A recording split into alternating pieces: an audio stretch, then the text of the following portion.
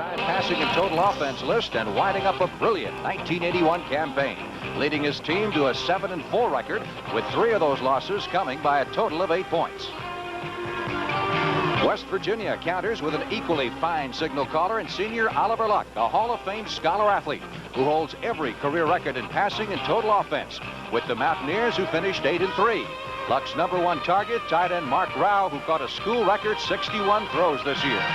Defensively, Florida is led by number 85, All-American tackle David Galloway, one of just 2 senior starters on Charlie Pell's crew, described by many as the team of the future in the SEC. West Virginia's defenders include outside linebacker Darrell Talley, number 90, who's synonymous with the big hit and the big play. The Gators and the Mountaineers, aerial warfare in the 14th annual Peach Bowl, today on CBS.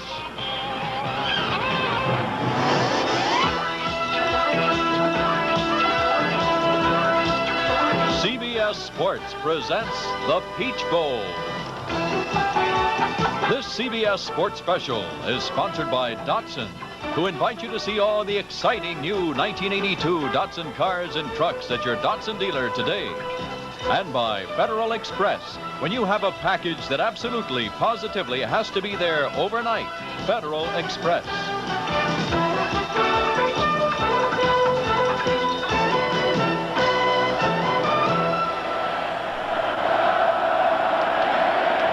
Welcome to the start of a great New Year's weekend of football watching, college and professional, on CBS Sports. We're normally the warm and sunny South in Atlanta, Georgia, but not so today. Hi, everybody. I'm Frank Lieber, along with Johnny Morris. Started to rain during the night. Temperatures in the 30s, and I think, Johnny, it could have an effect on the strategy of this game. Oh, yes. I had to bring my Chicago coat down here to get ready for this football game. As you mentioned, 2 good quarterbacks. Both teams like to air the ball out. They throw 50% of the time. And, of course, this mud, this situation could have an effect on that. But I hope they don't, because we want to have a good time to see some air, see some ball in that air. Well, neither team runs the football that well, but the runners could become a very big factor. That's right. As it gets muddier, they could go to the heavy-duty backs. Florida, of course, has James Jones. He's gained 671 yards, a good heavy-duty back. And on the other side of the coin, West Virginia's Dane Conwell. He has not gained too many yards, but the West Virginia coaches tell me that if they're going to win this football game, despite the fact they throw a lot, he has got to get yards up the middle for him. A man who is always prepared, regardless of the weather, is our colleague working with us down in the field, Dick Stockton. Richard? I don't know what you guys are talking about. I think it's a splendid day for football. Yes, it has been raining, although it is not raining right now. It is awfully cold here. And, of course, a lot of people think that West Virginia could get a little bit of an edge to cut down on some of that Florida speed with the wet turf. The Florida people think the pressure is going to be on the secondary because they won't know when the receivers are cutting. They're kind of happy with it. In fact, they say on a scale from 1 to 10 right now, the field's a 7, although it's going to get chewed up. It was covered, of course, prior to the game, and we'll see what happens this afternoon. I'll be here if you need me, guys. I'm ready. Nice job on the clothes selection. You look like you're ready. Temperatures in the 30s. It is wet. It is cold. And we're near the kickoff of this afternoon's 14th annual Peach Bowl game between the West Virginia Mountaineers and the Florida Gators. We'll be ready to tee it up in just a moment. A lot of enthusiastic fans from both sides braving the elements and awaiting the opening kickoff. West Virginia, no stranger to the Peach Bowl. They've been here 3 times. Their record is 2-1. Florida for the first time ever. Ivory Curry, number 26, the deep man for the Florida Gators, as Paul Woodside gets ready to kick it off. The referee is Vance Carlson, the umpire Charles Weems, the head linesman Frank Ellis, the line judge Kent Houck, the field judge Tom Finken, and the back judge is Artie Falk. Here we go. New Year's Eve bowl action from Atlanta, Fulton County Stadium.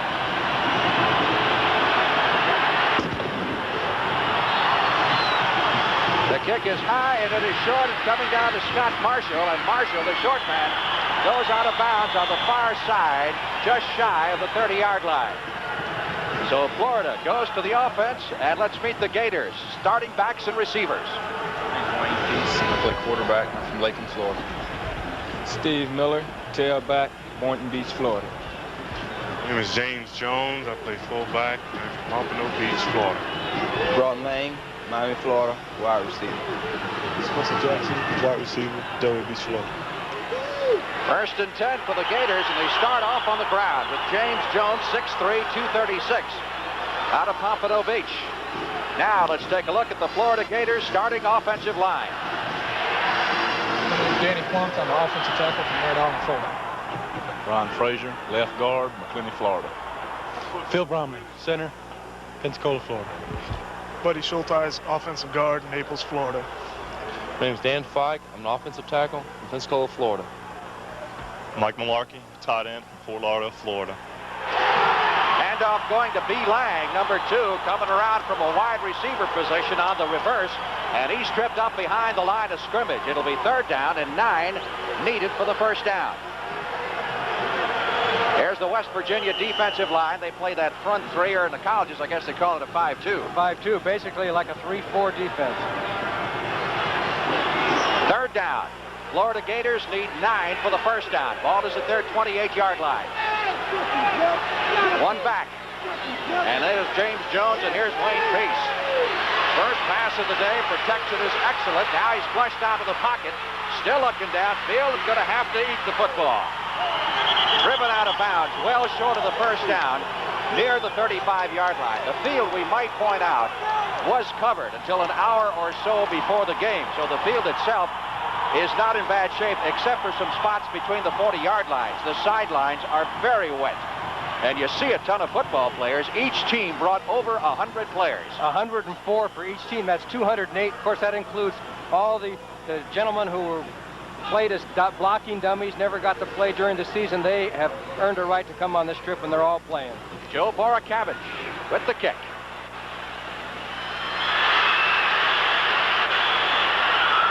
The receiver slipped and went down.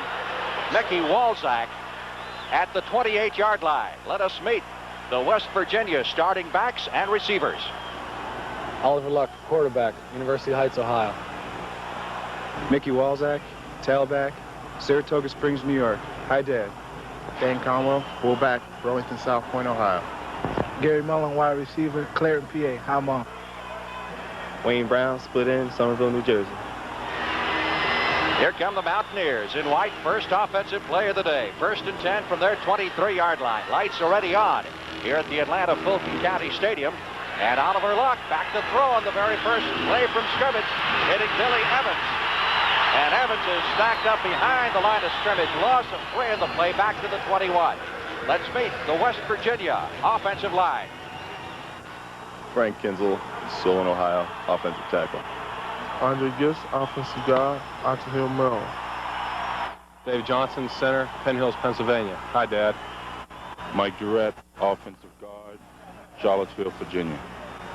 Keith Jones, offensive tackle, Charleston, West Virginia. Mark Rout, tight end, Roaring Spring, Pennsylvania. Straight handoff up the middle to Dane Conwell, the fullback, for short yardage. They lost 3 on the previous play. He got the 3 back, so it'll be 3rd down and 10 needed for the Mountaineers. And now let's set the defense for you. For the Florida Gators, they also play that 3-man front. And watch out for number 85, Dave Galloway. He is a good one. He's a big one and one of the real pro prospects in this football game. Linebackers. 4 fine linebackers and the deep backs. 2 of their defensive starters are seniors. The rest underclassmen. All of the offensive starters are underclassmen as Luck breaks out for the 1st down to the 35-yard line. First down of the ball game. Oliver Luck on the quarterback draw. They have not done very much of that. It was offside against Florida. Obviously, the call will be declined.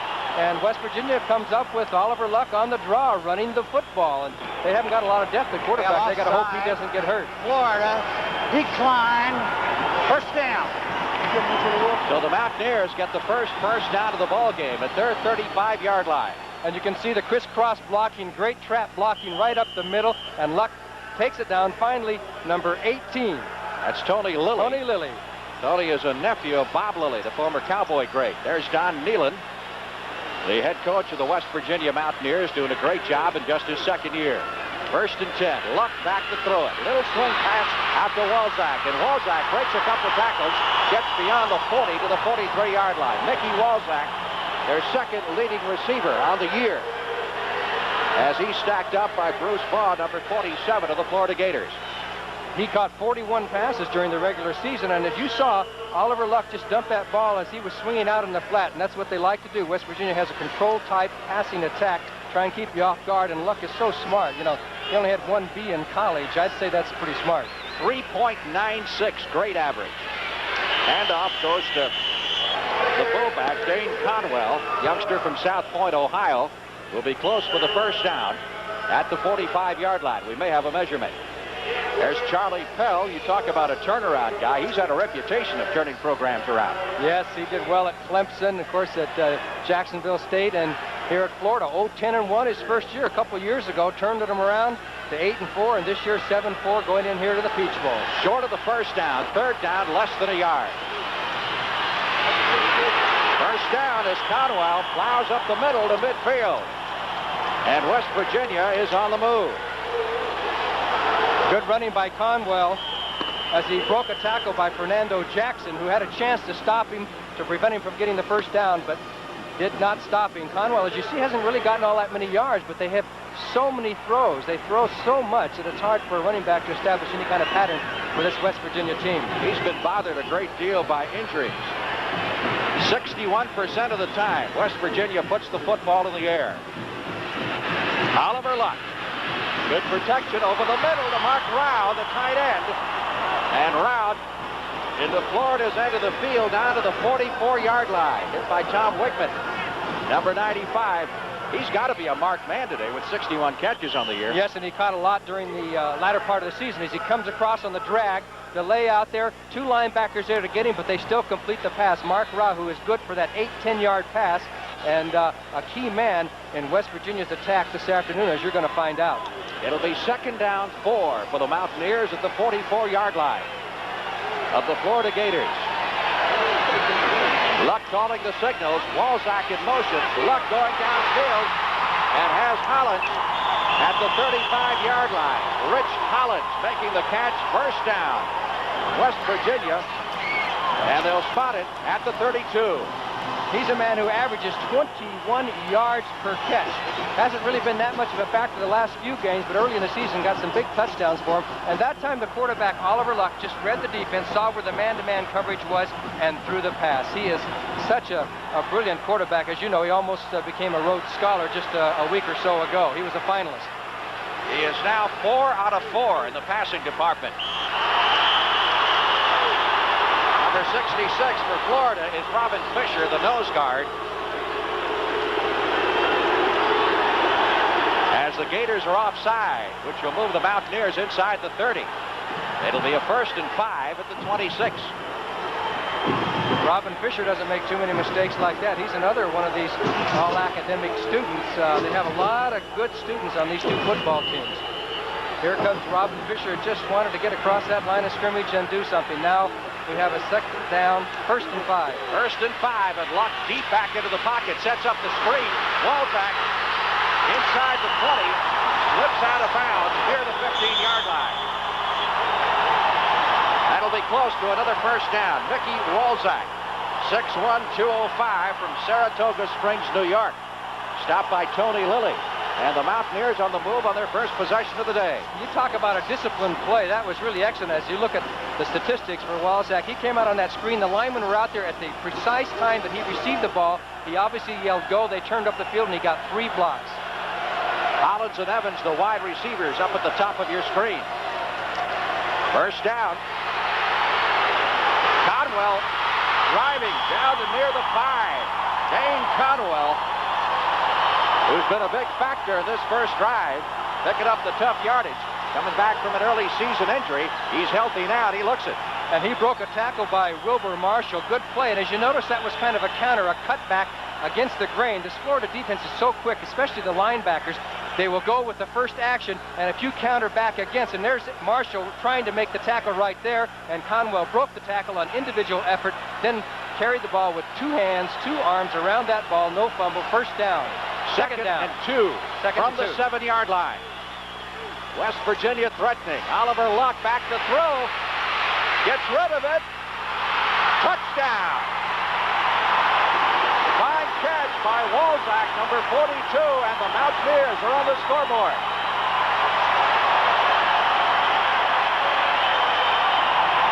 And you have to credit everybody with a good play on that one. Luck avoided the blitz, got outside the linebacker, had to throw on the run, and you'll see Walzak is wide open, and the Florida defenders are coming, but the ball got there just in time before 3 Florida defenders got there, and Walzak got it right in the end of the end zone. Very close play there. The back foot was in. And in college football, you only need 1 foot in. Extra point try upcoming. Paul Woodside, number 6, will attempt. Jody McCown, the punter, is the holder. The kick is good. 7 minutes, 52 seconds left to play in the opening period. Here at Atlanta, Fulton County Stadium, West Virginia, leading Florida 7-0. When you reach age 55, you're wanted by Kemper, because drivers your age or older are among the safest on the road. So the Cavalry wants you. Most Kemper companies offer drivers 55 and over a special discount now and guaranteed renewal at age 60 and beyond if you've been with us for the 5 previous years. For auto discounts and guaranteed renewal, call out the Cavalry. Once you compare Kemper, you'll ride with us. Whoa, little fella, where do you think you're going? We're going to get you back to your mama. There you go. We got them all. That means it's Miller time. Come on, I'm buying. Miller time. Time to head for the best tasting beer you can find. Miller High Life. If you've got the time, Miller's got the beer.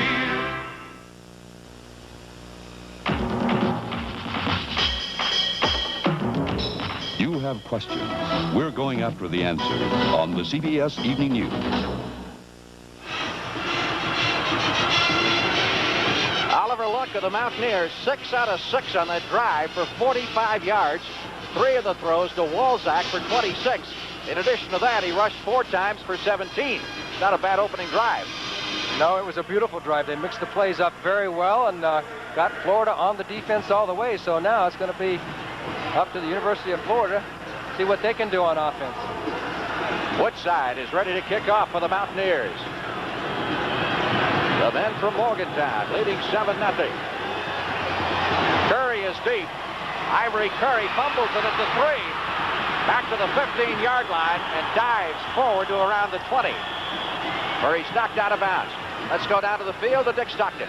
All right, Frank, the Florida people knew that Luck was going to move the ball on them, but they said don't give up anything big, and when they get inside the 20, it's going to be pretty tough to grind it out. You saw what West Virginia did. They grounded out pretty good, and that's going to be a big confidence builder, also considering the turf as the Mountaineers take the early lead. Back to you. First down, Florida with the football at their 18-yard line. Wayne Peace is the quarterback as they go with 1 running back. Jones. Peace back to throw it, goes out to Spencer Jackson, and the wide receiver is bounced out of bounds after a pickup of 2 or 3 yards. That's Agee, number 44, back there along with Steve Newberry, number 28. There's the book on the West Virginia scoring drive. That's as pretty a drive, wet or dry, as you'll see. That's about 6.5 yards per play in 5 minutes and 36 seconds. Not too bad. Luck kind of nickeled and dined him to death with his passing game. Really mixed it up, moving down the field. Second down, 7. Gators with the ball just beyond their own 20-yard line. West Virginia faking the blitz. Pressure on Peace as the pass is batted up into the air. Knocked away by Todd Campbell, number 91. Todd Campbell did a good job. He saw the pass. He wasn't going to get there on the pass rush, so he just leaped up with those 2 long arms and batted the pass away. And West Virginia had a little blitz going on there and kind of shook up Florida. Peace 1 out of 2 in the early going. Florida has played in 12 bowl games. This is their first time in the Peach. They are 6-6 in bowl action. Third down, 7. Wayne Peace on the roll left has good protection. This one is picked off. Lynn Murray. And the Mountaineers will have a first down at the 13-yard line. Murray, who led the Mountaineers in interceptions. This is a team that plays very tough pass defense. Their opponents this year just 39% against him. And Wayne Peace made a bad decision there. He could have run up the field. He tried to run, to find a receiver and just throw it high enough, and Lynn Murray made the interception. It's going to be first down West Virginia, but Peace that time probably should have taken off and run with the ball. No, so the ball just beyond the 15. Oliver Luck wants to get 6 in a hurry. Walzak, the intended receiver, at the 15-yard line. We started to talk about the West Virginia pass defense, one of the best crews in the country. They have yielded only 39% of their opponent's passes, and that is the top mark percentage-wise in college football this year. That's not too shabby, and also everybody has shared in the interception. Every defensive back has 2 interceptions across that back line, and the defense has been strong all year, perhaps underrated going into this game. That is Oliver Luck's first misfire of the day. Pass actually could have been caught. He's now 6 out of 7. Again, back to throw it. Heavy traffic, and this one is picked off. Number 24, Kyle Knight for Florida. Well, Mr. Luck threw into some double coverage that time as Kyle Knight. You're going to see him be the short man. He'll be the short man underneath, and I don't think Luck saw him. You can see the double coverage on him, and Knight has the interception. And here is the ISO on the receiver as Rao goes out with the double coverage, inside, outside, short, deep, and that was not the correct man to throw the ball to, obviously, as all viewers can see. So turnovers back-to-back. When we come back, Florida will have the football, 1st and 10, at their own 14-yard line, trailing 7-0. The Wake Up America Show, Bob Starr saying rise and shine. The Wake Up America Show, Bob If Bob Starr doesn't get up, nobody gets up. He depends on Coast Deodorant Soap, the eye-opener. No other soap refreshes like Coast with its exhilarating scent. No soap has bubblier lather. Coast brings you back to life. The Wake Up America Show, Bob Starr saying rise and shine, everybody, all you sleepyheads out there. Get up, wake up. Bring yourself back to life with Coast, the eye-opener. If you're ready for the thickest hair you can have, Watch it wake up with Prel. to the thicker, thickest it can be, Watch it wake up with Prel. Prell's Fullness Formula wakes up tired hair with lather that lifts and separates each strand, so your hair has all the body it needs to be its fullest, thickest, fluffiest. So watch it get big. For really terrific hair, Watch it wake up with Prel. This weekend, the playoffs. Saturday, Tampa Bay meets Dallas. Sunday, the New York Giants battle San Francisco. Catch all the excitement this weekend on CBS Sports. Great weekend of NFL divisional playoff action. We're heading back to Dallas after the game today for the Cotton Bowl tomorrow, and then, of course, Tampa Bay and the Dallas Cowboys on Saturday afternoon. So I'm going to be a glutton as far as my football watching goes this weekend. How come they get so much good football down there in Texas? They do. Of course, great one out of the West Coast. The surprising New York Giants against the 49ers.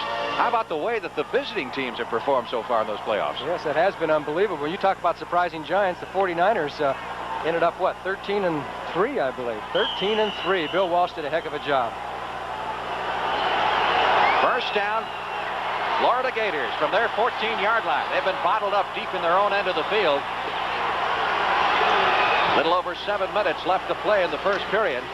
Steve Miller, the tailback, gets it out to about the 18-yard line. Pickup of 4, Tim Agee coming up in the secondary. Number 44 to make the stop. This young man was a walk-on. Played junior college ball in Tyler, Texas last year and walked on to Charlie Pell, says he wanted to play. And lo and behold, he's moved himself up to a starting tailback position. And he weighs about, what, 162? He's about as big as a minute. Second down, 5. Florida from its 19-yard line, trying to get something going here. Again, Miller, not much of a hole. Todd Campbell, number 91 on the stop, at about the line of scrimmage. Give him maybe 1 yard to the 20. And make it 3rd down and 4. Florida this year lost to Miami on a field goal that hit the crossbar and went in. To Mississippi State, to Auburn, and to Georgia. Mississippi State, the only team that really handled them well. Beat them 28-7. 3rd and 4. Peace unloads. Spencer Jackson at the sideline has enough for the first down. at the 27-yard line.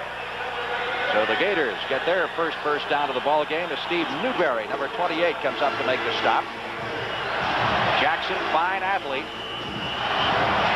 And you can see Peace spotted the deep coverage just straight down the field. He's going to stop and take the pass. That's a sure 8, 9, 10 yards. If he breaks a tackle, he could go further.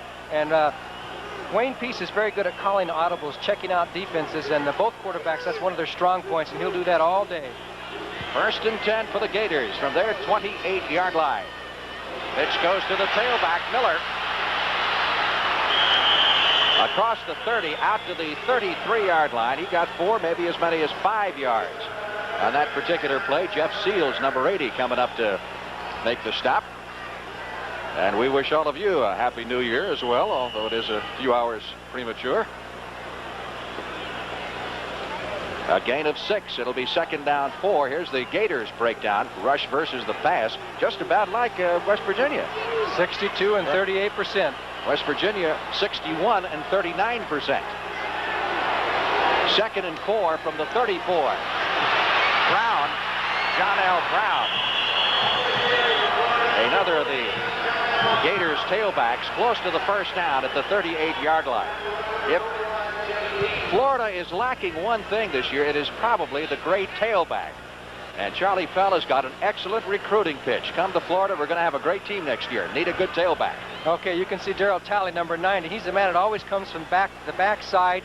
He's the man that will make the individual great plays for West Virginia, and they're going to have to control him if they're going to be able to score. As the Gators hope to go downfield, Charlie Pell, as we said, has really done a job, and this has been a good year. But next year could even be a greater year. He only has 4 seniors on this team as far as playing very much, 6 seniors total. So he's playing with a lot of freshmen, sophomores, and juniors, and that's a good sign when you're coaching college football. Yes, sir. Even Charlie admits that his team ought to be rated in the preseason top 10 next year. Most coaches won't admit to that. That's right. They'll lay back. Of course, you'll forget it 6 months from now that he told us that, I'm sure, as the season approaches. On 1st and 10, James Jones. Hard-running fullback to the 45-yard line. And that time we saw Jones back in the deep position. That's something that Florida hasn't used all that much this year, having him in the deep position back in the tailback spot off of that power formation. And he's a big man, 230 pounds, and he can leap. He's the best leaper on the team, so that's the reason they're putting him back there on the short yardage situation. He picked up 7 on that carry. It'll be 2nd and 3 for the Gators. There he is again, back at their 45-yard line. Yeah, he's a good 6-7 yards back from the line of scrimmage. So they're giving him a little room, giving him the football, and see if he can pick the holes. And he's close for the first down at the 47 or 48. Officials calling time here with just over 4 minutes remaining in the opening period, and West Virginia leading by a score of 7-0. Let's see if we're close enough for another measurement here. Only 4 out-of-staters playing on Florida's roster. That's what you call recruiting the hometown boys. Well, they have so many good football players down there. You think of high school football, you got Florida, you got California, Texas, maybe Pennsylvania, I would think would be the top 4, though not necessarily in that order. 3rd down in less than a yard. They give it to Jones, and he dives over the middle and should have enough. Needed just about 1.5 feet, and I would think he got that. Dennis Folks, number 50, on the stop for the Mountaineers. Boy, that's what you call power football. They had the tight end back there, the other remaining back, and they're just leading the way through the hole. That's what you call bulldozing your way with James Jones, the tail man. This is the first football meeting ever between these two schools. You can 1st and 10. Chris Faulkner, number 80, there is one of the blocking backs. Gators at their own 48-yard line. Nice fake this time by Peace, who slips, almost goes down, gets rid of the pass, and completes it. Run out of bounds near the 45-yard line is Jones. And that's another Florida first down.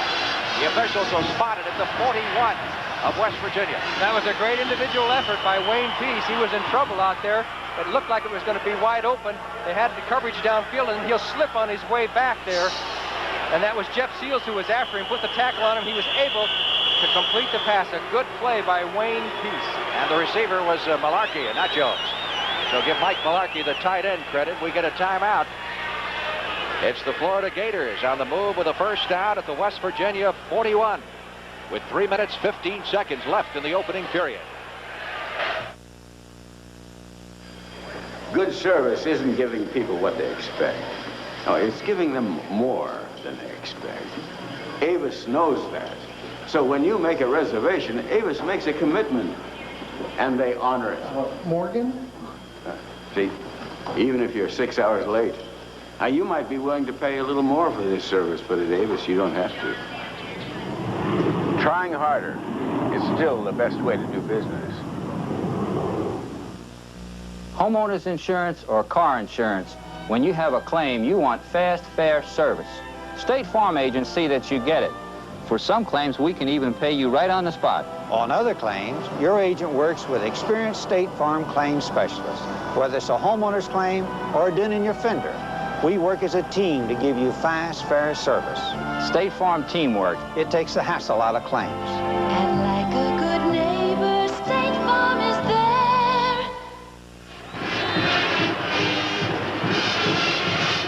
Mike Lever with Johnny Morris and Dick Stockton from Atlanta's Fulton County Stadium. Late in the first period, Florida trailing West Virginia 7-0. As Wayne Peace, the sophomore quarterback, ducks into the huddle. You know, he's had 2 great games in as many years against Georgia. They haven't quite been able to pull it out. And I'm sure the Georgia people will be happy if they never see Wayne Peace again. Same goes true on the opposite side for Herschel Walker. James Jones on the carry. Down to the 38-yard line. What did Charlie Pell tell us yesterday about Herschel Walker? His last thought on his deathbed? Yeah, he says if he dies and when he dies, he'll always remember Herschel Walker running the football. That 95-yard drive that Georgia pulled off to pull that game out. But Peace had 2 tremendous passing years against them. You can tell that he's a football man when he's dying and thinking football. That's right. Second down 7. Gators with the football at the Mountaineer 38.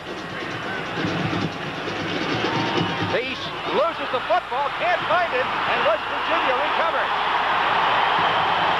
The Mountaineers, number 91, Todd Campbell, comes up with the ball as it slipped out of Peace's hands, and he simply couldn't find it. He didn't know where it went.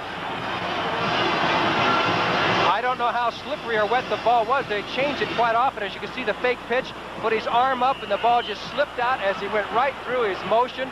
And there comes Campbell to make the recovery for West Virginia. Florida's getting some tough breaks early. Second turnover for the Mountaineers as they recover on their 48-yard line. Oliver Luck handing up off the middle. Number 32, Dane Conwell, the fullback who cruises across the 50 to the 48, pick up a 4. Now Oliver Luck takes the signals in from the sidelines from Russ Jakes. Or sometimes they will send the play in, but he always has an option for an audible. They give him 2 ways to go, and many of their plays are changes at the line of scrimmage. 50% of the time as you look at the giveaway-takeaway ratio there. Second down, let's call it 5 for the first down with the ball at the 47-yard line. Luck with a nice fake, rolling out to his right. Gonna keep it. Dives forward for the first down at the 42-yard line of Florida. Alonzo Johnson, number 93, coming up on the stop. This is a very interesting young man. Oliver Luck, he's a 2-time academic All-American, wants to be a lawyer, was a Rhodes Scholar nominee, one of 11 National Football Foundation Hall of Fame scholar athletes. When you're thinking about a scholar athlete, I think this is a guy you're talking about, right? The perfect example. And he was actually a finalist. And notice here how he gets under Alonzo Johnson. He doesn't run all that much, but he dipped under, and he's run more in this game than he has in the last 2 or 3 games. They figure that it's the Peach Bowl. Ball's back up the middle to the 35-yard line, sliding for the last 3 or 4. That's a pickup of 7, second and 3. And to finish my sentence, I figured it's the Peach Bowl, last game of his collegiate season, and they'll let him run a little bit if they can cross Florida up. West Virginia normally alternates tailbacks. They played 3 of them, but I think Walzak is going so strong right now, they don't want to do anything. Well, he's catching the ball, running the ball well, and he's blocked well, so why change? Second and 3 from the 37-yard line of the Florida Gators. West Virginia on the move. Conwell over the right side. Down to the 33, close for a first down. Let's go down to Dick Stockton. All right, here's Todd Campbell who recovered the fumble. Well, you guys are aroused. What's going on here? Well, we're just trying to get after it. You know, we got to get after the quarterback, keep pressure on him, and we're trying to do that all day. You kind of awed Florida with their speed and their reputation coming into this game. You felt you were an underdog? No, not really, because, you know, we don't think we're an underdog going in any game. We just know play. Okay, upstairs. Third down, less than a yard for the first down. West Virginia from the 33 of the Florida Gators. They've been opening the holes for Conwell, and he'll be close for the first down at the 32-yard line. One of the more interesting matchups in the trenches. West Virginia's right tackle offensively, Keith Jones, who's regarded as a great pro prospect, against number 85 of Florida, David Galloway. Galloway goes, well, he's gone as high as 285. They say he's down to about 269 right now. He's one of the few seniors on the Florida team and a surefire pro prospect. That's pretty good size, 6'3", 274, and you're going to see some of him before this football game is over. And this is a big game, not only to win, it's a first down, not only to win for these football players, but the pros are watching them. There are no games to interfere. The scouts aren't all over the country like they are during the regular season. They're watching these players play in this Peach Bowl, and it means a lot to them. And every one of them knows that there's a lot of eyes on them. That's what creates the pressure for a football player. It's nothing like it. You're playing in public eye. If you make a mistake, everybody sees it. Seconds ticking away, and they do not get the play off before the quarter ends. So the two teams will change ends of field here at the end of one period of play at the 14th annual Peach Bowl game at Atlanta Fulton County Stadium in Atlanta, Georgia. Florida trailing West Virginia 7-0. With all these shave creams, how can we dare call Rise Super Gel Super? Because it's got two great things going for it. First, Super Gel's micro-emulsion formula sets up your beard for a super close shave. And second, Super Gel's special lanolin formula leaves your face feeling smooth. So if you want a close shave to look super... And feel super, too. Here's the gel for you. Rise Super Gel. Called super because it is super. Something's going on in the back of this economy car. You can cross your legs in a Nissan Stanza. The new front-wheel drive Nissan Stanza. Only at your Datsun dealer. 5-passenger room in a high-mileage car. I can cross my legs. We fly past the pumps. It feels like a limousine. And I've got power for passing. The affordable new Nissan Stanza at your Datsun dealer. Datsun, we are driven. It's coming. It's taking over in offices coast to coast. It's the paper blob. It's packed with important papers that should move out of your office fast, but can't get loose. This is a job for the Federal Express overnight letter.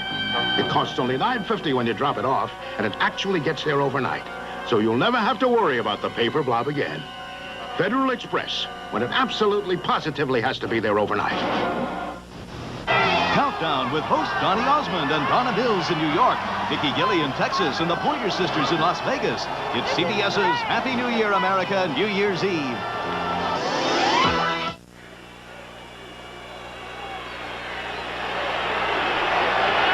Virginia Mountaineers on the move. First down at the Florida 31. Oliver Luck dropping back the throw.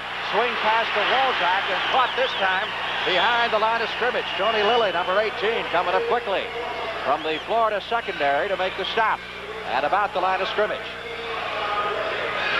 Florida trying to get itself fired up, and you see Lilly there. He's a former punt, pass, and kick champion back when he was 9-10 years old. Went to the Super Bowl and got to meet Bob Lilly, who is a very distant relative. He said that was one of the thrills of his life, was to meet Bob Lilly, the former Dallas Cowboy, at a Super Bowl game. I believe that was 1972. Loss of a yard in the play. Call it second down 11 for the Mountaineers. Backed up to their 30, or rather to the Florida 32. Luck in trouble behind the line. Gets back to the line of scrimmage, maybe got a yard. But you take it back to the original line of scrimmage, 3rd and 10. Wilbur Marshall, number 88, made the stop. And he's an interesting story. Young man who came to Florida as a tight end. They asked him to play linebacker. He had one spring practice under his belt, and he has turned out to be a demon linebacker. Wilbur Marshall, number 88 of the Florida Gators. 3rd down, 10. Obviously, you look for Luck to put it in the air. He's been very successful, 7 out of 9. Protection is good. Gets the pass away. Incomplete at the 15-yard line. The intended receiver was Wayne Brown. And Ivory Curry, number 26, put the hit on him. And a good hit by Ivory Curry, and his reputation is he'll hit you. He proved it on that play because the pass was there. It should have been caught, but the jolt by Curry is the only thing that prevented the reception. Line of scrimmage is the 32. The field goal attempt will be from 49 yards away on a wet field by Paul Woodside. And his longest, as you can see, is 33, so this is 16 yards beyond his longest. High snap. It's up. It's a little short, just under the crossbar. He was straight on, but not quite enough leg. Well, Woodside, who was a walk-on in West Virginia, fails on the field goal attempt. Florida takes over. First down at their 32. Here's how Texaco Research is working to make cars lighter to give you better mileage. Watch. For the car of the future, Texaco's researching ways to make special auto parts from petrochemicals that are lightweight plastic, but safe and strong as steel. Doors, bumpers, even fenders. Eyeball. That's research. For better mileage, you can trust the Star at home and in your car.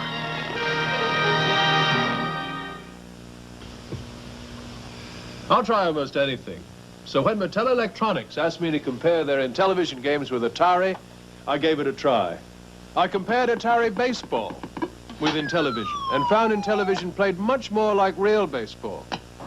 Then I compared Atari football with Intellivision. Again, Intellivision played more like the real game.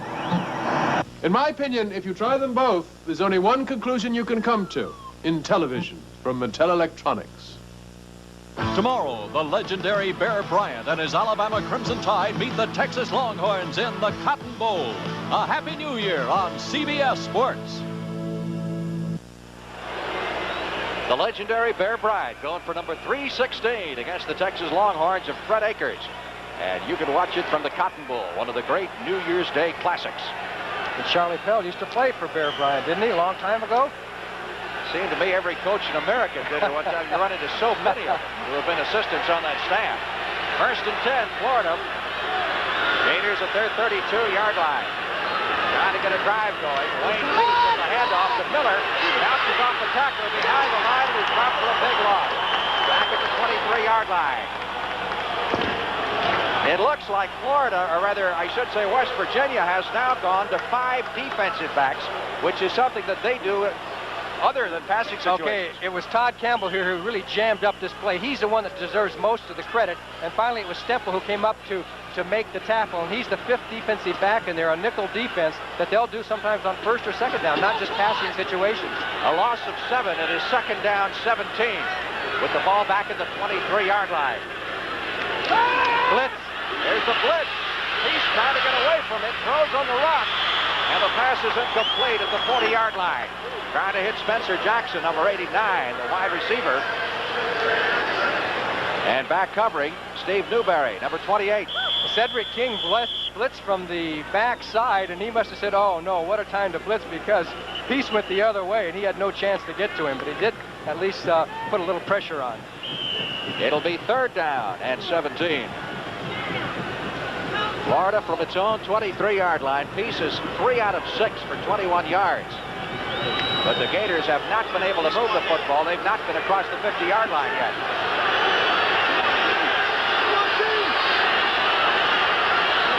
That's Miller, the tailback, in motion. Wayne Peace again blitzed back at the 10-yard line and dropped at the 8. Don Stempel, the 5th defensive back, came from the outside and put the pressure on with a safety blitz. West Virginia fans love it, and there are a bunch of them here, 14,000 of them. He saw him coming from both sides, but from the right it was Stempel, number 35 here, that forced him to go to the left, and then they put their clamps on him, and down he went. 2-man tackle, and Florida in tough shape. Joe Borakavich running out of the end zone. And the kick coming up a little bit short, taken by Reggie Armstead. And Armstead carries it back to the 33. So West Virginia coming up with excellent field position on this change, thanks to the rush of their defense. What a job they did. Timeout early in the second period with 11:59 left to play in the first half.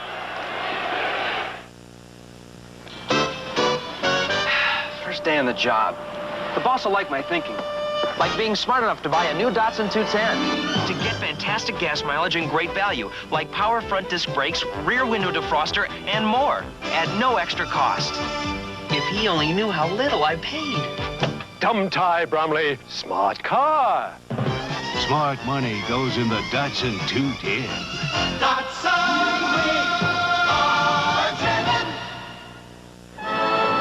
Angelo's been working overtime on his flips. He needs the deodorant that works overtime. Senator, Joe's been working overtime to get his story. But he needs the deodorant that works overtime. Only Old Spice Stick Deodorant gives you both 24-hour protection from odor, plus that famous Old Spice scent. Pluck has been working overtime, learning the new plays. Sure glad my Old Spice Stick works overtime, too. Old Spice Stick, the deodorant that works overtime.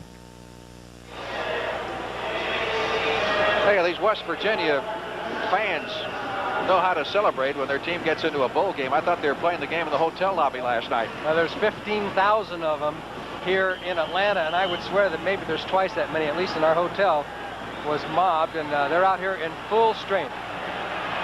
Chances are the weather may be better back home than it is here. I don't know. West Virginia with a first down, and Conwell, 25, and down to the 23, a pickup of 9 on that play. For the fullback, Conwell.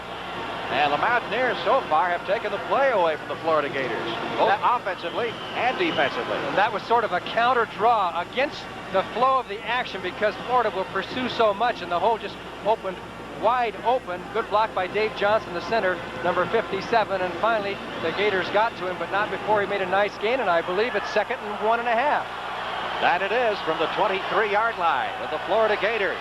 Oliver Luck at the throttle of the West Virginia Express. Walzak. First down at the 18-yard line. Mickey Walzak, the tailback. Play had been whistled dead. When the ball came out, it'll be a first down, West Virginia. And a nice block by Conwell. They blocked well for him on the play before, and he reciprocated with a nice block for Walzak. Oliver Luck this year had the first, or I should say in his career, has had the first, third, and fourth best passing years in West Virginia history. He set records just about every year. Again, Conwell, the fullback, driving inside the 15 to the 14-yard line.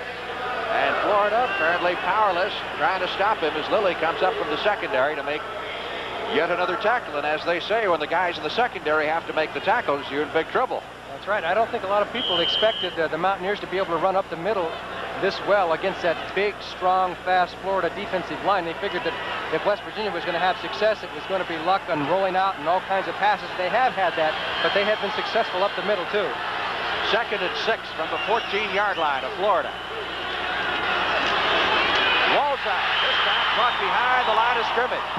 They needed a big defensive play, and they got it. Marshall, number 88, came flowing through there, along with number 49, Fernando Jackson, to make the stop for a loss back at the 18. Loss of 4. It'll be 3rd and 10. There's Wilbur Marshall, the young man who came as a tight end. Had 2 pretty good football players in front of him. They said, in effect, you want to play football here, you might consider switching to linebacker. And he did. And he's turned into a great linebacker. On 3rd and 10, Luck.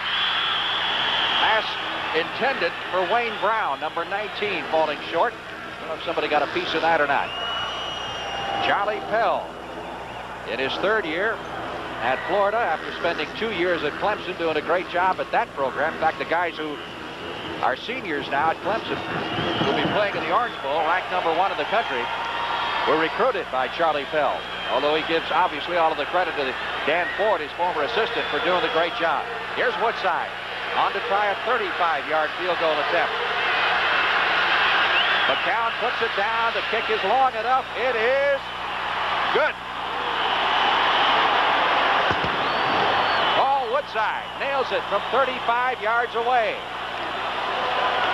West Virginia Mountaineers lead the Florida Gators 10-0. 9:38 left in the first half. I can't see a thing, Stan. Did you turn on the windshield wipers? Of course I did. See? No, I can't. Obviously. We need new wipers. We obviously need new wipers.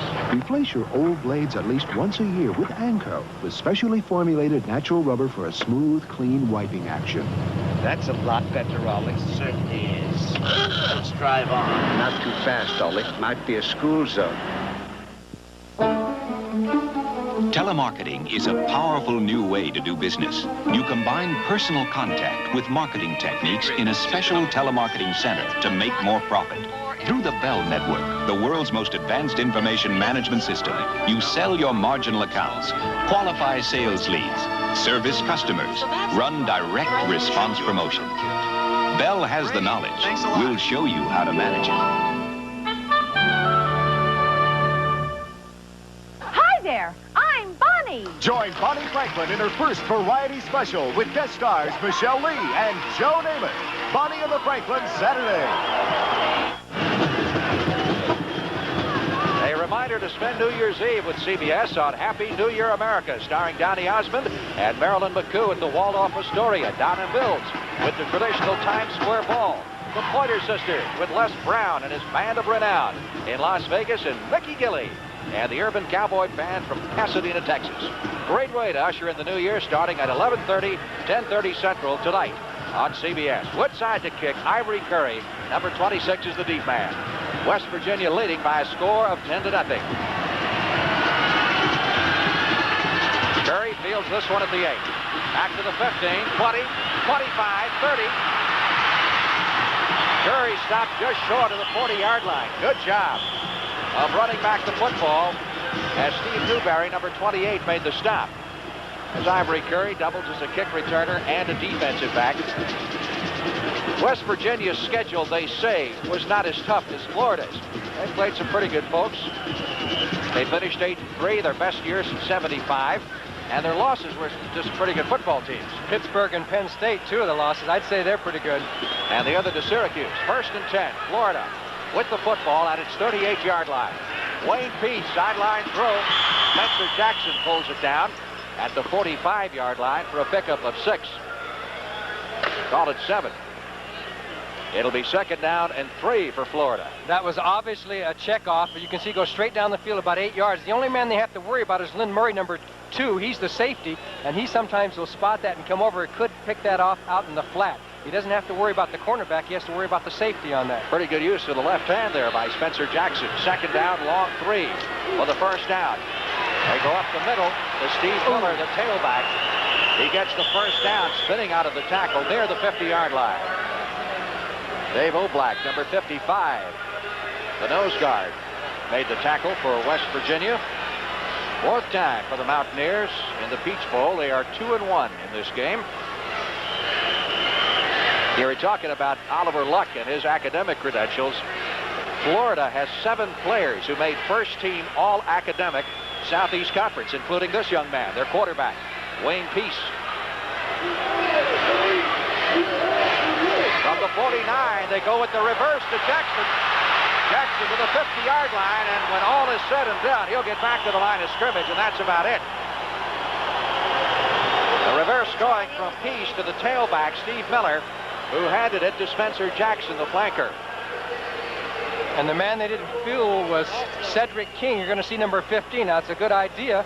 It was a real good idea. Come back on the reverse to keep him honest. But watch number 15 come through here and make the initial hit. Pretty good play by West Virginia and staying home where you're supposed to be. 2nd down, 10. John L. Brown has replaced Miller at the tailback position. Peace on the delay.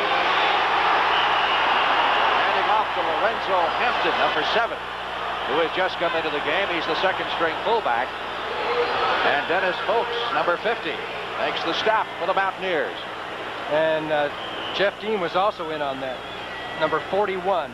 Good tackle, good tackle. Loss in the play back to the 47. It'll be 3rd down. Let's call it 12. for the first down for the Florida Gators. They have been across the 50-yard line once here in the first half.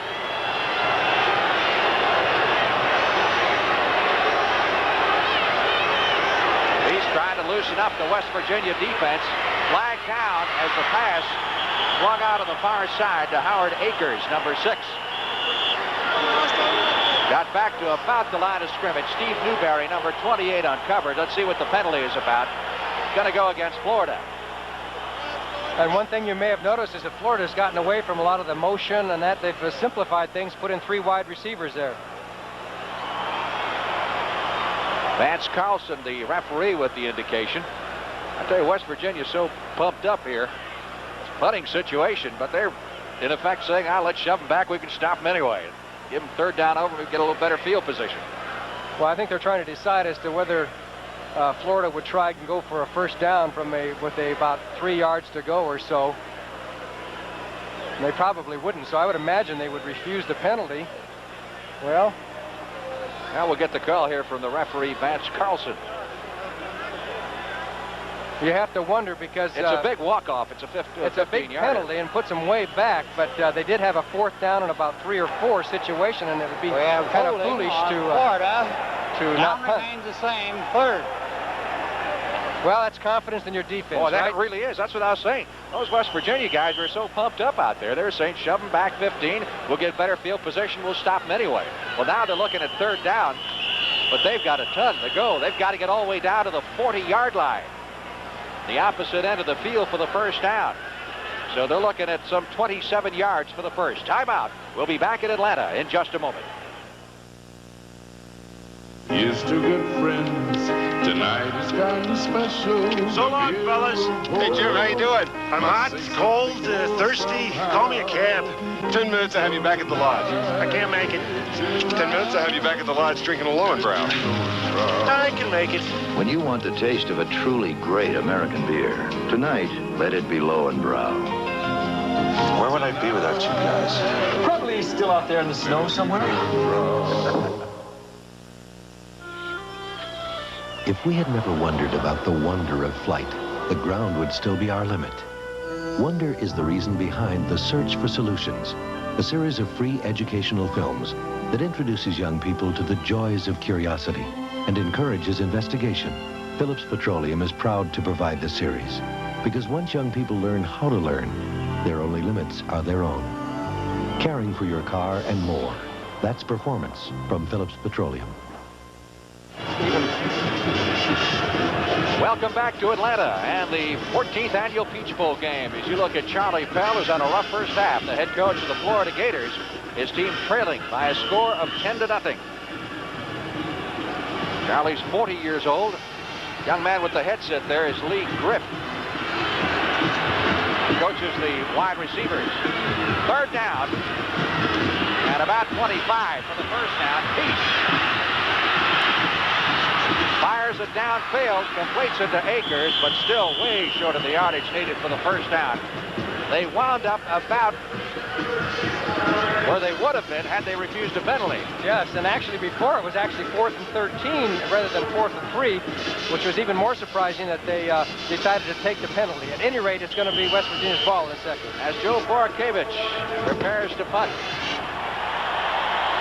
He's punted twice so far, averaging, well, he kicked it 42 yards the first time, 34 the second. Drury is deep. Willie Drury signaling for the fair catch, lets it sail over his head, and the Gators will down it inside the 5-yard line, right on the 5. Let's go down to the field and Dick Stockton. You know, Frank, everybody is puzzled on the West Virginia bench as to why they took that penalty, but obviously it worked for them. In 7 of the 11 games the Mountaineers played, the starting quarterback on the opposition was out for one reason or another. They didn't play a tough schedule, as Frank said, but they're obviously rising to the occasion today, but they got a long way to go, and we'll find out what the Florida defense is all about on this drive that's about to start. Back to you. Well, a lot of people figured, Dick, that the Florida defense, and particularly that strong defensive line, would be able to put some pressure on Oliver Luck, a West Virginia quarterback. It hasn't happened so far. He's 7 out of 11. West Virginia sticking to the ground game as Dane Conwell gets it out to the 7-yard line. Not much there. Dave Galloway with the big tackle right inside. That was the kind of a play where you can see where Galloway shines. He just threw off the blocker, made the tackle.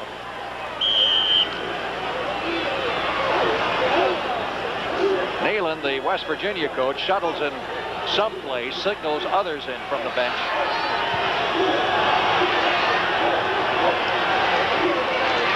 Again, Conwell to about the 10 for a pickup of 3. It'll be 3rd down 5 as Tom Wigman, number 95, comes up from the Florida linebacker position to make the stop. Florida, Charlie Pell told us, runs from 90 different formations, and Pell estimated that West Virginia has used better than 100 different formations this season. That's what you call offensive football, wide open, have fun. However, Florida has not used that many formations this game. 3rd down, a little less than 5 for the 1st down. And they stick on the ground, and they're going to have to punt. Curlin Beck, number 20, who has replaced Walzak at the tailback position, takes it out to the 12. Looks like they'll be at least a yard, maybe 2 short of the 1st down. And punting from deep in their own territory. Their punter is Jody McCown. Ivory Curry, who returned the kickoffs, is also the punt return man for Florida. West Virginia's punting game hasn't been all that strong. McCown tries to punt away from the returner. He's not a real high punter.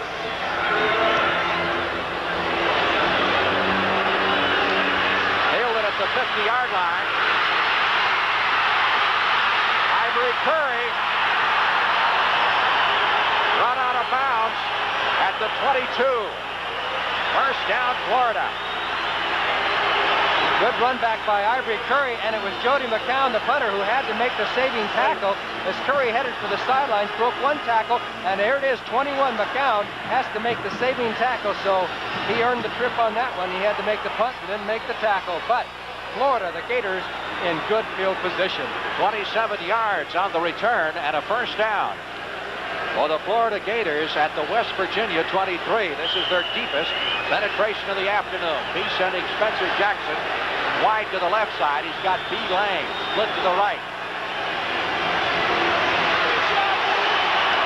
Miller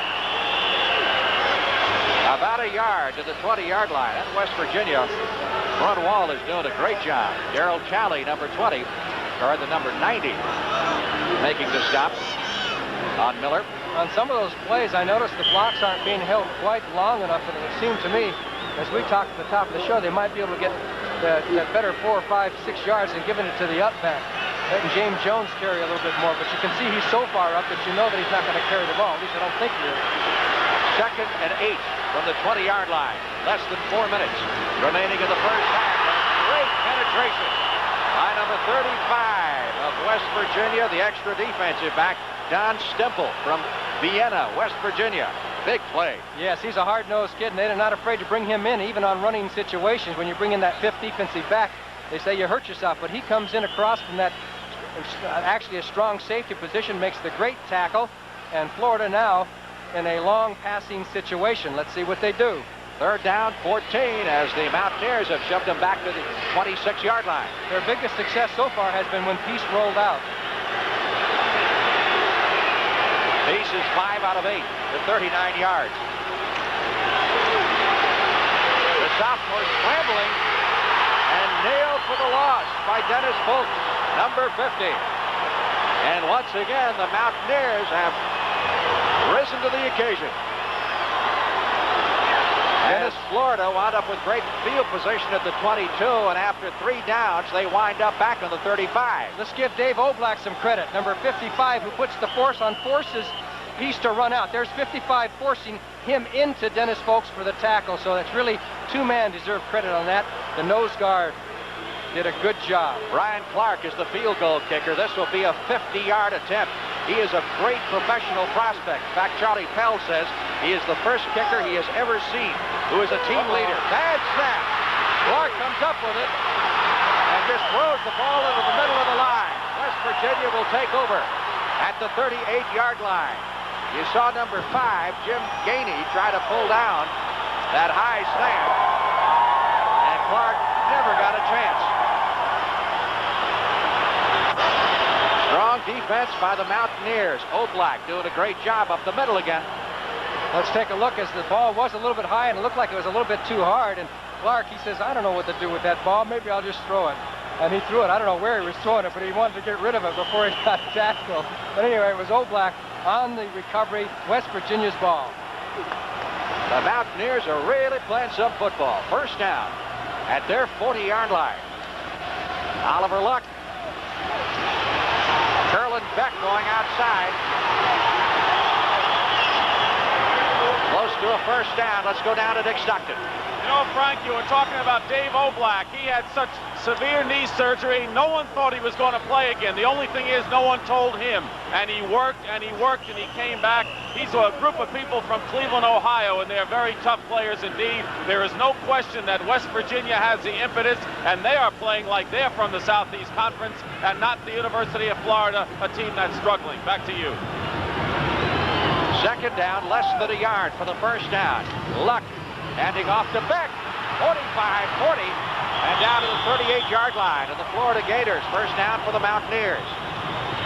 You know, reflecting on that West Virginia defense, they come on the field with Florida with the football at the 22, and they give it back to their offense on the 40. That's not bad. That's what you call good defense, and Andre Gist is doing a very nice job, number 58. We'll keep our eye on him. He's pulling out every time and throwing good blocks in the last 2 or 3 plays. 1 minute and 40 seconds left to play in the first half. See what kind of a job Luck does in guiding the Mountaineers down the field for another score. Sticking on the ground right now, but if he's going to go for another score time, he's going to get away. Mickey Walzak carries to the 36-yard line. You know, Don Nealon, the Mountaineers coach, recruits quite a bit in the Ohio area. Quite a few Ohio players. Of course, he grew up there, coached there to begin with. As Luck comes over to the sidelines for a word with Nealon. He is going to miss that fella next year.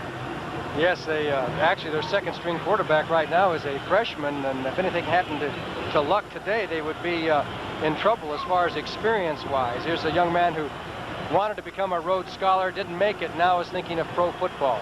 We mentioned a great football weekend coming up on CBS, the pro playoffs, divisional playoffs, Saturday, Tampa Bay Buccaneers and the Dallas Cowboys. Cowboys favorites in that game, but the visiting team's been doing very well this year in the NFL playoffs. And Doug Williams is on a roll, it would appear. On Sunday, of course, talking about upstarts, how about the New York Giants?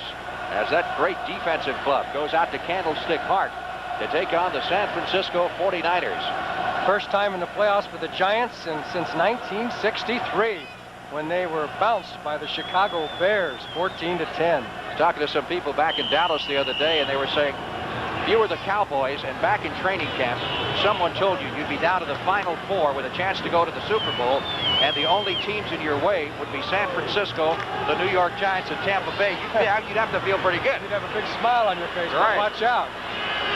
Second and 10. Luck on the quarterback draw. Down to the 30. Really took a shot and drives forward to the 26-yard line. We were talking to Gil Brandt, the super scout of the Dallas Cowboys yesterday. He told us, in his opinion, Luck will be drafted early, say in the first 3 rounds or so. Watch number 73, Keith Jones. He'll come downfield and there's nobody to block. It's so open. There's 73. Say, where are they all? He didn't even have to throw a block. There was such a big hole. He took a real shot there. Oliver Luck. Back to live action. Luck hitting Walzak with a swing pass behind the line of scrimmage and short yardage for the running back as he carries to the 25. 1 minute left to play in the first half and counting. One of the surprises in this game has to be the fact that Luck is running the ball so much. He has not been a running quarterback. Second down, 9 from the 25 of Florida. Luck looking for the sideline throw. It fires it over the head of Gary Mullen, number 1, the freshman, the intended receiver. That stops the clock with 46 seconds remaining in the half. And West Virginia leading Florida by a score of 10-0. Gators with a golden opportunity to put some points on the scoreboard a few moments ago, thrown back by the stubborn Mountaineer defense. Lots of interesting things happening at halftime. You'll get a look at the bands, both sides of the field, talk to the coaches, give you an idea of what to expect in the year that lies ahead from CBS Sports. So stay with us. Third down, 8. Virginia from the Florida 25. Luck with the fake into the middle. Oliver Luck going long deep into the end zone, intended for Rich Hollins.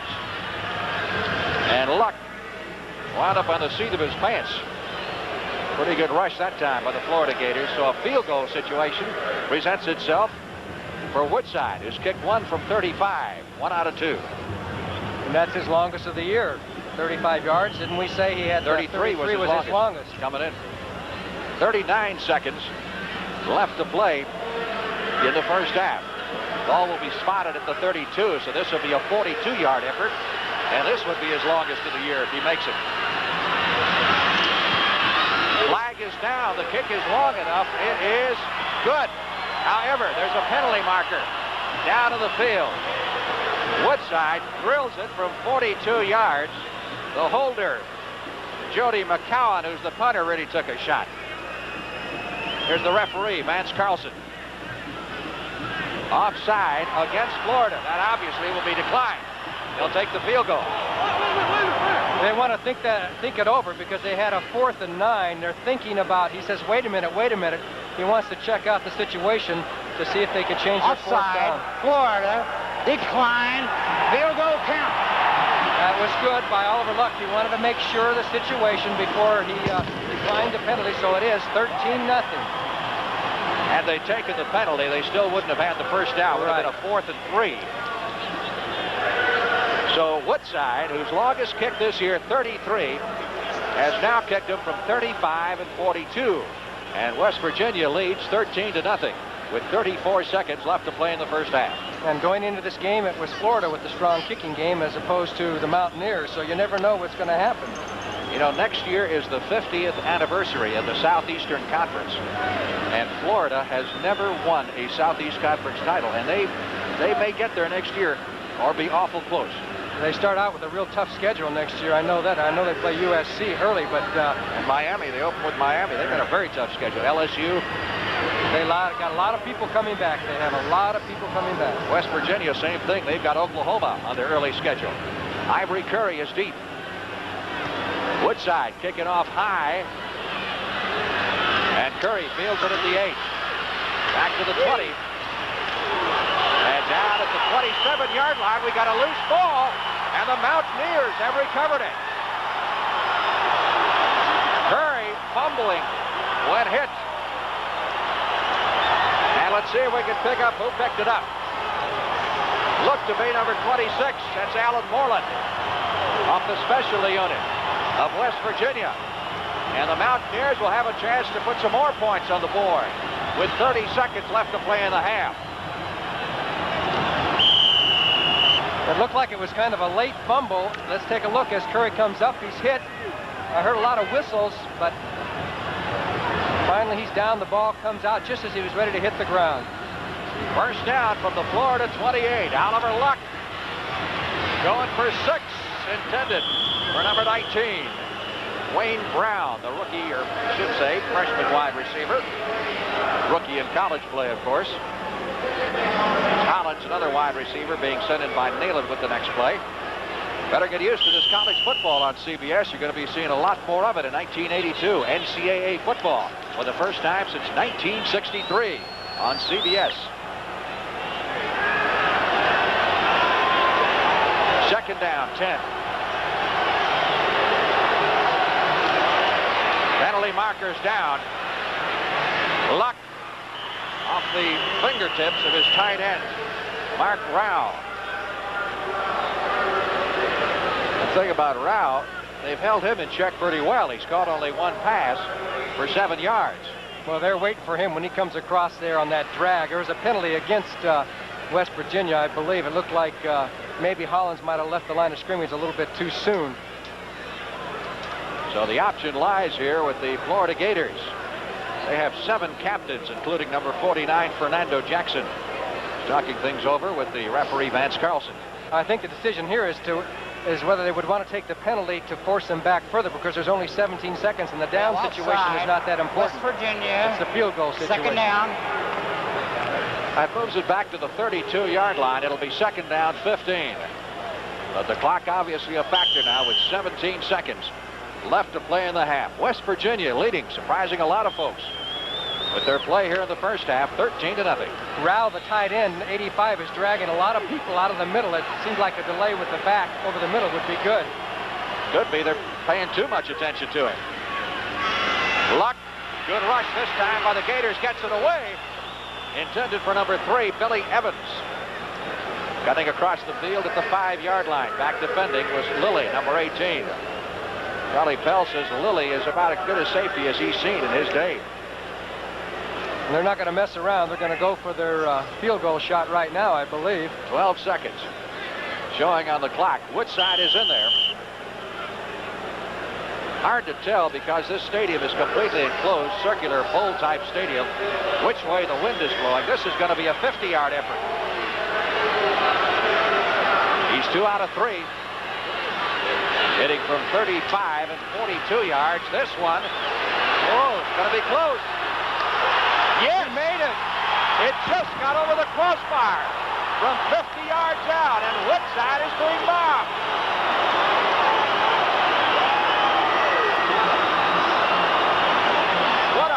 Football for Woodside.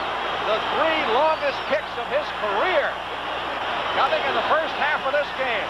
35, 42, and now 50 yards. And he had only kicked 4 of 7 coming into this game. He wasn't even the starting kicker early in the season. You are right, and that makes a big difference on the score. 16-0 instead of 13. That's 3 scores at least for Florida. Woodside has done a job for his coach, Don Nehlen, and the Mountaineers today.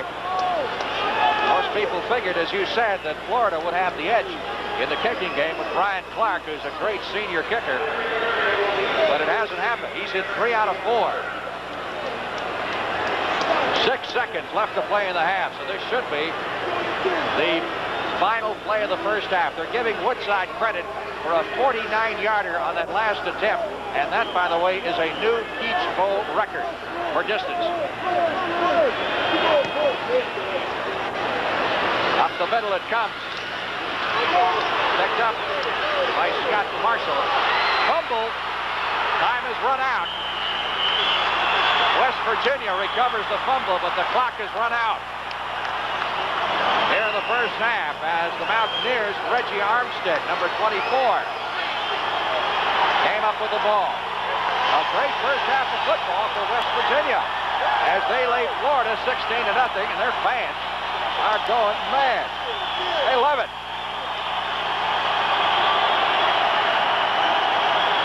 Now let's go down to the field. Dick Stockton and the West Virginia coach, Don Nehlen. It was never this much fun with Bo Schembechler, was it, in Michigan? Don? Oh, yeah, it really was, sometimes. 2 years it's taken to bring Don Nehlen and the Mountaineers back into the bowl picture, and what a shocker it is. You're totally dominating this Florida club. I know in your wildest dreams you didn't expect it to be like this at halftime. What's behind it, Don? Well, I think our kids, came down here. A lot of folks didn't think we could play football, and, our kids kind of felt they could. But let me say this to you, this game's a long way from being over, because that's a great football team in the other locker room, and we're going to have to play better the second half. Score's 0-0 right now. Don, the conditions have any effect going into this game? It seems to me that Florida, team that likes to throw, a crisp team, not used to this weather, not to take anything away from your effort, a little tentative. What do you think? Well, I'll be honest, we were hoping for a little cold weather, and I didn't mind the rain, to be honest about it. I was happy they had the field covered, but, we like to throw as much as Florida, so we'll just have to wait and see. Hey, that's a nice walk-on field goal kicker you had, huh? I love him. Paul Woodside. Thank you, Don. See you later. Well, he's sky high, as his Mountaineer team is. A 50-yard field goal, 3 out of 4, as Frank Lieber has told you about, and Oliver Luck coolly and calmly has directed the West Virginia Mountaineers to a 16-0 lead over Florida in a game no one expected at this point here in the 14th annual Peach Bowl. Well, we'll return with halftime activities from the Peach Bowl after this commercial message from the Peach Bowl Committee. With Kemper. And by the U.S. Army. The Army, a great place to be all you can be.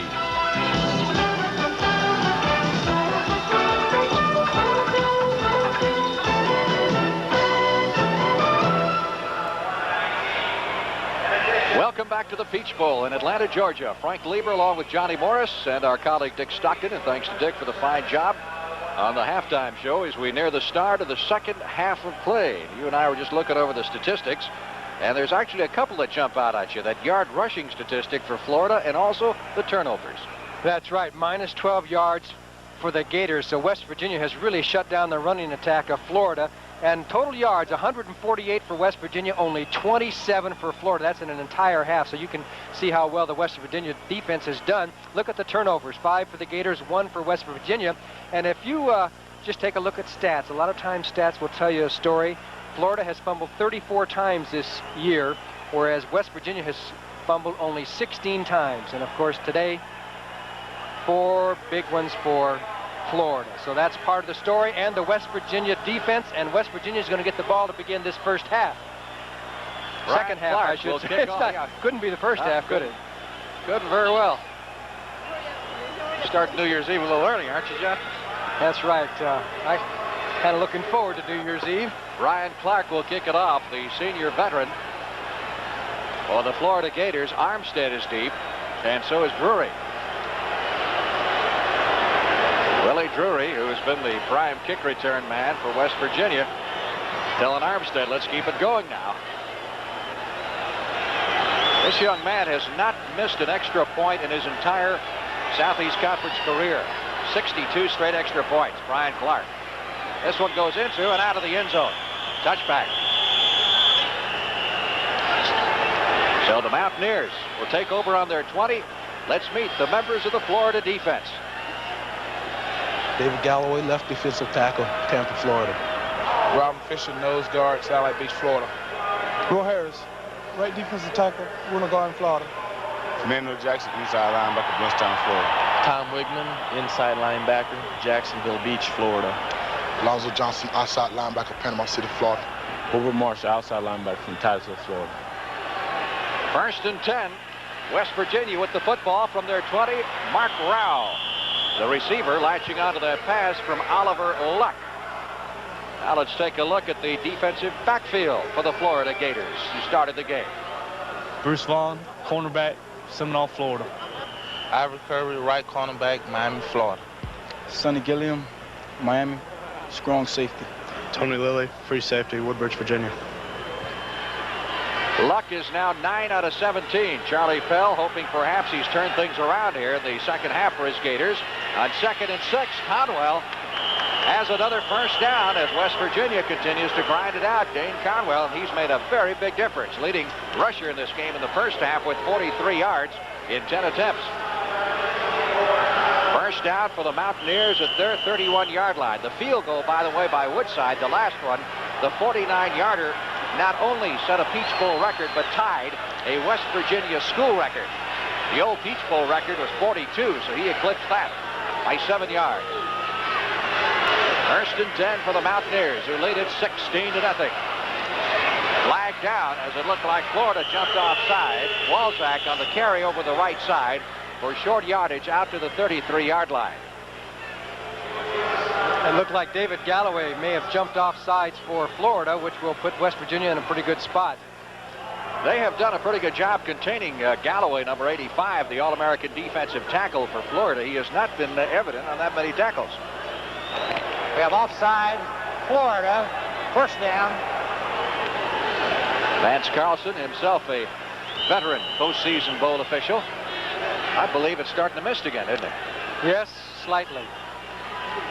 It just poured down. Started the middle of the night, finally stopped about 2 hours before kickoff. 1st and 5. West Virginia from the 35. Good job that time of the Florida defense, stacking up Conwell at about the line of scrimmage. Wilbur Marshall was in on that tackle. Number 88 just came across and made a great play. A man that can... There's Wayne Peace, the quarterback. Wayne was 5 out of 8. 1 interception in the first half for 39 yards. But never really got the attack going. The deepest penetration to the 22. That was set up by a turnover, and then the defense of West Virginia pushed the Gators all the way back to the 40 and handed the ball back to their offense. 2nd and 5. Luck. Wide open is Walzak at the 40, 45, 50. Walzak hurdles the tackler and is inside the 35-yard line. Mickey Walzak in his last regular season game caught 12 and has done a great job this afternoon. That's his 6th reception of the day. He has an option when he comes out on that play, and it was so open, he just turned around, and Luck hit him with the pass right away. There's a Mountaineer, and he's got to be happy. Watch Walzak, number 42, goes out. There had to be a mistake there in the defense for Florida because nobody was even over there, and he just dipped to the outside, made the grab, and turned off down the field, and West Virginia in scoring territory once again. Mickey Walzak, he is having quite a game. 32 yards on the play and a first down for the Mountaineers at the Florida Gators, 32-yard line. Evans in motion across the backfield. Luck handing off. And Curlin Becker inside the 30 to the 28-yard line. Number 20. There's a flag down on the field, and I bet we're going to see Walzak catch a few more out there in the flat because they have a real good pattern where he comes out, as I mentioned, and they give him the option of going out or in or stopping short, wherever the opening is as he looks at the linebackers, and it worked to perfection. Don't forget the mic, Vance. In motion, West Virginia, first down. Thank you, sir. Okay, he got it right. That'll cost him 5 yards. We saw those guys at the hotel, didn't we? I heard them about 3 o'clock this morning. That's right, and 4 and 5. Yes. And ad infinitum. West Virginia leading 16-0 early in the 3rd period. First down, 15. Mountaineers from their 30 or the 37-yard line of Florida. Conwell, the fullback, takes it down to about the 31. We're talking about Don Nealon, the West Virginia coach. He not only was a head coach at Bowling Green, he was an assistant on Bo Schembechler's staff, which Dick Stockton alluded to, was Bo's chief recruiter. Did a good job recruiting Ohio for it. There he is. And he's got to be pleased the way his team is playing football. He has really turned the fortunes of the Mountaineers around the last couple of years. Former quarterback himself, and his record speaks for itself. And did you notice the last play they did counter back against the grain? They're making that go a little bit. 2nd and 10 from the 32-yard line of Florida. Oliver Luck, pressure. Breaking through was Roy Harris, number 99. The defensive lineman of the Florida Gators to trap him back at the 39. He's only been trapped 11 times this year. That's once a game. He was looking for Wayne Brown, who was covered down the field, so then he had to take off. And this is one of the few times that you're going to see Oliver Luck get sacked by Roy Harris because Luck is so good at getting rid of the ball or finding somebody. He doesn't run all that much, but he throws those quick type patterns, and that time he couldn't find anybody, and he had to absorb the sack. Boy, you find them everywhere, don't you? 3rd down. And long. And Conwell is in at the line of scrimmage. So credit the Florida Gators defense with a good job. Robin Fisher, number 66, one of the 2 senior starters for Florida. Dave Johnson, the center, was trying to wheel him out, but Robin Fisher made the penetration and beat the counter play that time back against the grain. If Fisher had not made the tackle, that play might have gone for West Virginia. Gators, pretty good defensive outfit last year. They're not bad figures. 11th in the nation in total defense. McCowan to do the kicking. Ivory Curry with the fair catch at about the 12-yard line. And Florida will put it in play from there. Timeout, 10 minutes, 37 seconds left to play in the 3rd period. West Virginia leading Florida in the 14th annual Peach Bowl game. Holiday greetings from Budweiser.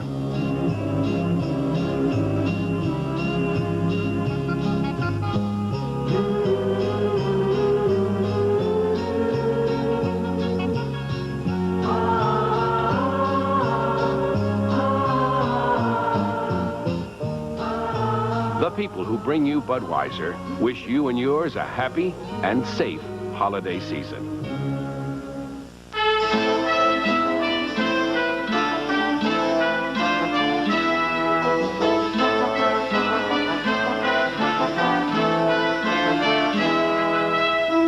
To you and yours, the Kemper Cavalry, symbol of insurance from Kemper, extends the hope that the coming year be as bright as the new fallen snow.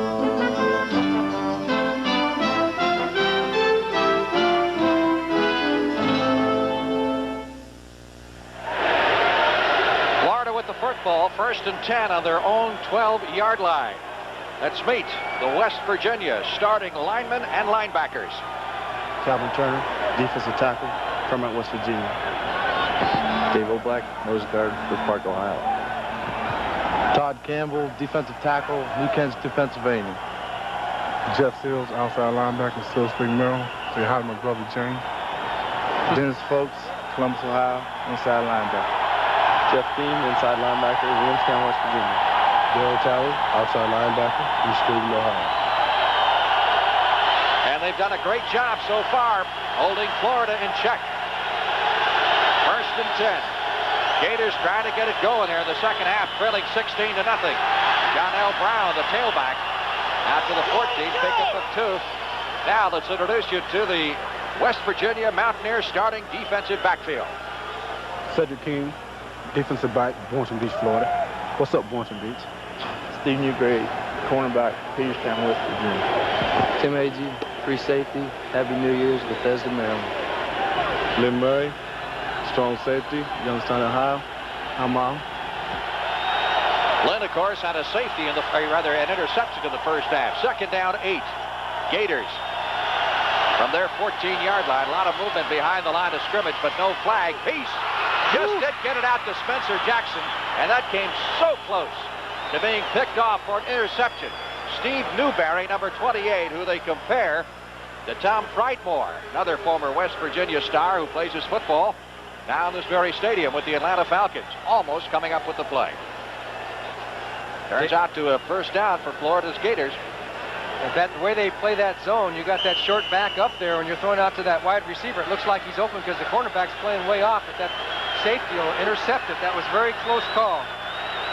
Gators on their 23, and they need to get something going offensively. 1st and 10.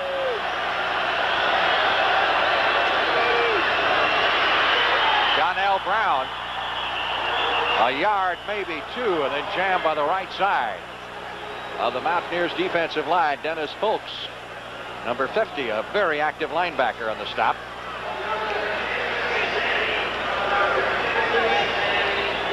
Well, neither team has been able to really have a heck of a lot of offense in this game. The Florida defense has done a decent job against Oliver Luck and West Virginia, even though they're losing 16-0. But the key has been that running attack up the middle. Florida has not been able to run at all. I don't think anybody expected them not to be able to run at all. Miller in the backfield now, along with James Jones on 2nd down 10. West Virginia has the number 3 pass defense in the nation coming in. Peace. Back at the 6-yard line. Great job by Cedric King, number 15, blowing through there from the secondary on the blitz. Remember the last time he blitzed from the outside, the quarterback Peace ran away from him. He couldn't get there in time. This time he said, there he goes again, running the other way, but I'm going to catch him. As Peace rolls out, couldn't find anybody, and you're going to see number 15 turned on the speed. It's like running a 100-yard dash, and he caught him and threw him down. Big play once again by the Mountaineers defense, and they have just bottled Florida right up. Ball is back on the 7-yard line. 3rd down, 25.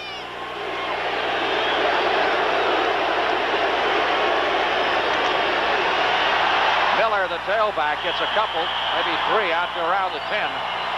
And again, the Gators will have to punt, this time out of their end zone, almost ensuring excellent field position for the Mountaineers. Boy, their fans make a lot of noise. Oh, boy, and this football team up. Look at those West Virginia players come off the field. They are really stoked up, as are the fans. And right now, it seems like there's more West Virginia fans here than Florida, wouldn't you say? Certainly from the noise level. Of course, the Florida fans have not had that much to cheer about. Cabbage back to do the kicking. Drury and Armstead are the deep men. Armstead with a fair catch signal at the 43-yard line in Florida's end of the field. It'll be first down for the West Virginia Mountaineers when we return. 33 yards on the punt. What's wrong with the computer? Tape drive. The Army's most technical skills are also the ones most in demand. But now if you qualify, there's a way to reserve the skill you want up to 12 months before you go in. It's called the Delayed Entry Program, and it guarantees you the training you want. Be all that you can be, 'cause we need you. Okay, it's up. In the Army.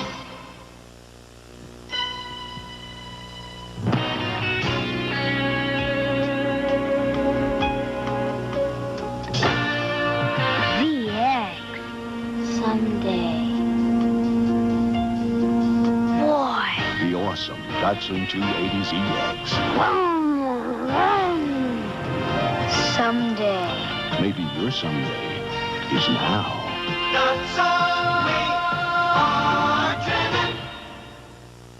Two big shootouts in Dallas. Tomorrow, the Cotton Bowl. Bear Bryant leads his Alabama Crimson Tide against the Texas Longhorns. Then Saturday, the NFL playoffs, when the Tampa Bay Buccaneers sail into Texas Stadium to battle the high-flying Dallas Cowboys. The winner moves closer to the Super Bowl. Catch all the action here on CBS Sports.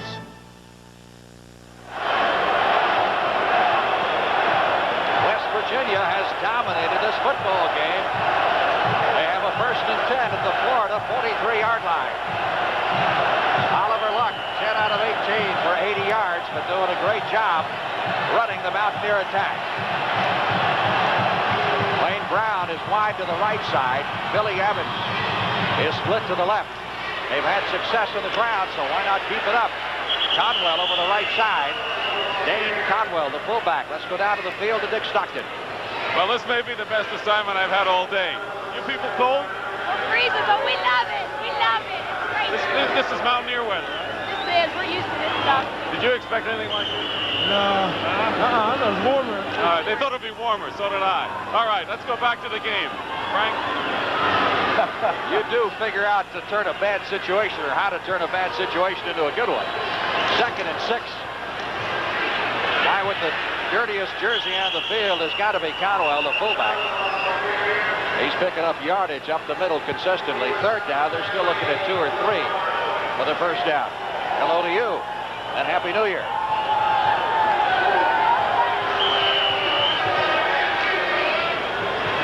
Gators just trying to figure out what in the world is going on. This is a team that plays excellent defense.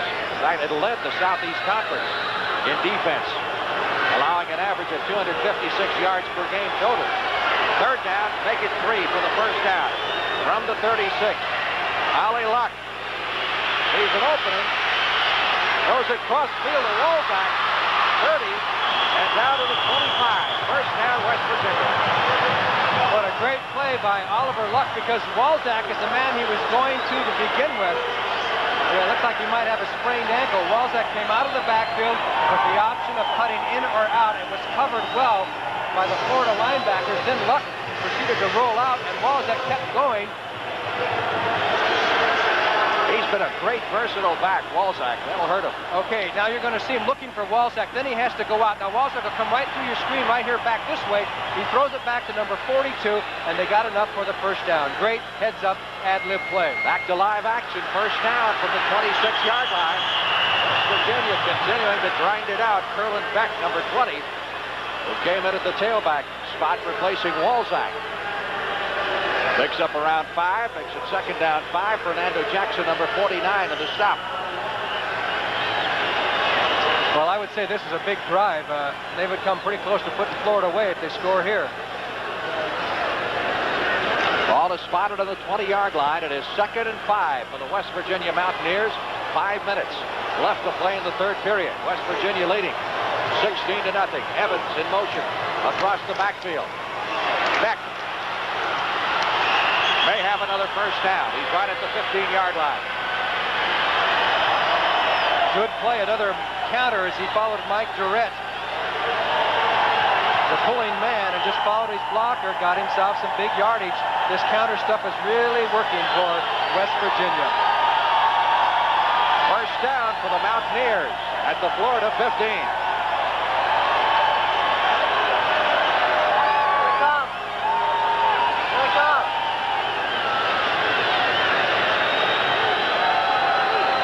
In motion this time, and they give it to the fullback, Conwell, to around the 13-yard line. Pickup of 2, maybe 3 yards of the play.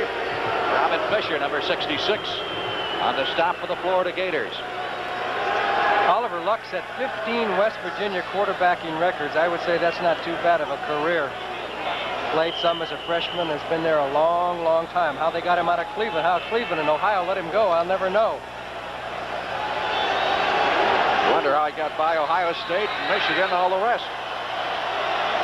2nd and 8. Luck hitting Hollins inside the 10. Rich Hollins, the wide receiver making the grab at the 8-yard line. They have to reach the 5 to pick up another first down. And this is what you call your just quick pop. 1, 2, 3, timing pass, throw the ball, hope he breaks the tackle. Hollins does not break the tackle because, of course, Ivory Curry was there, but they got a few yards. They've got Florida in a bind, a 3rd and 2 or 3, and you get a run or pass situation down there.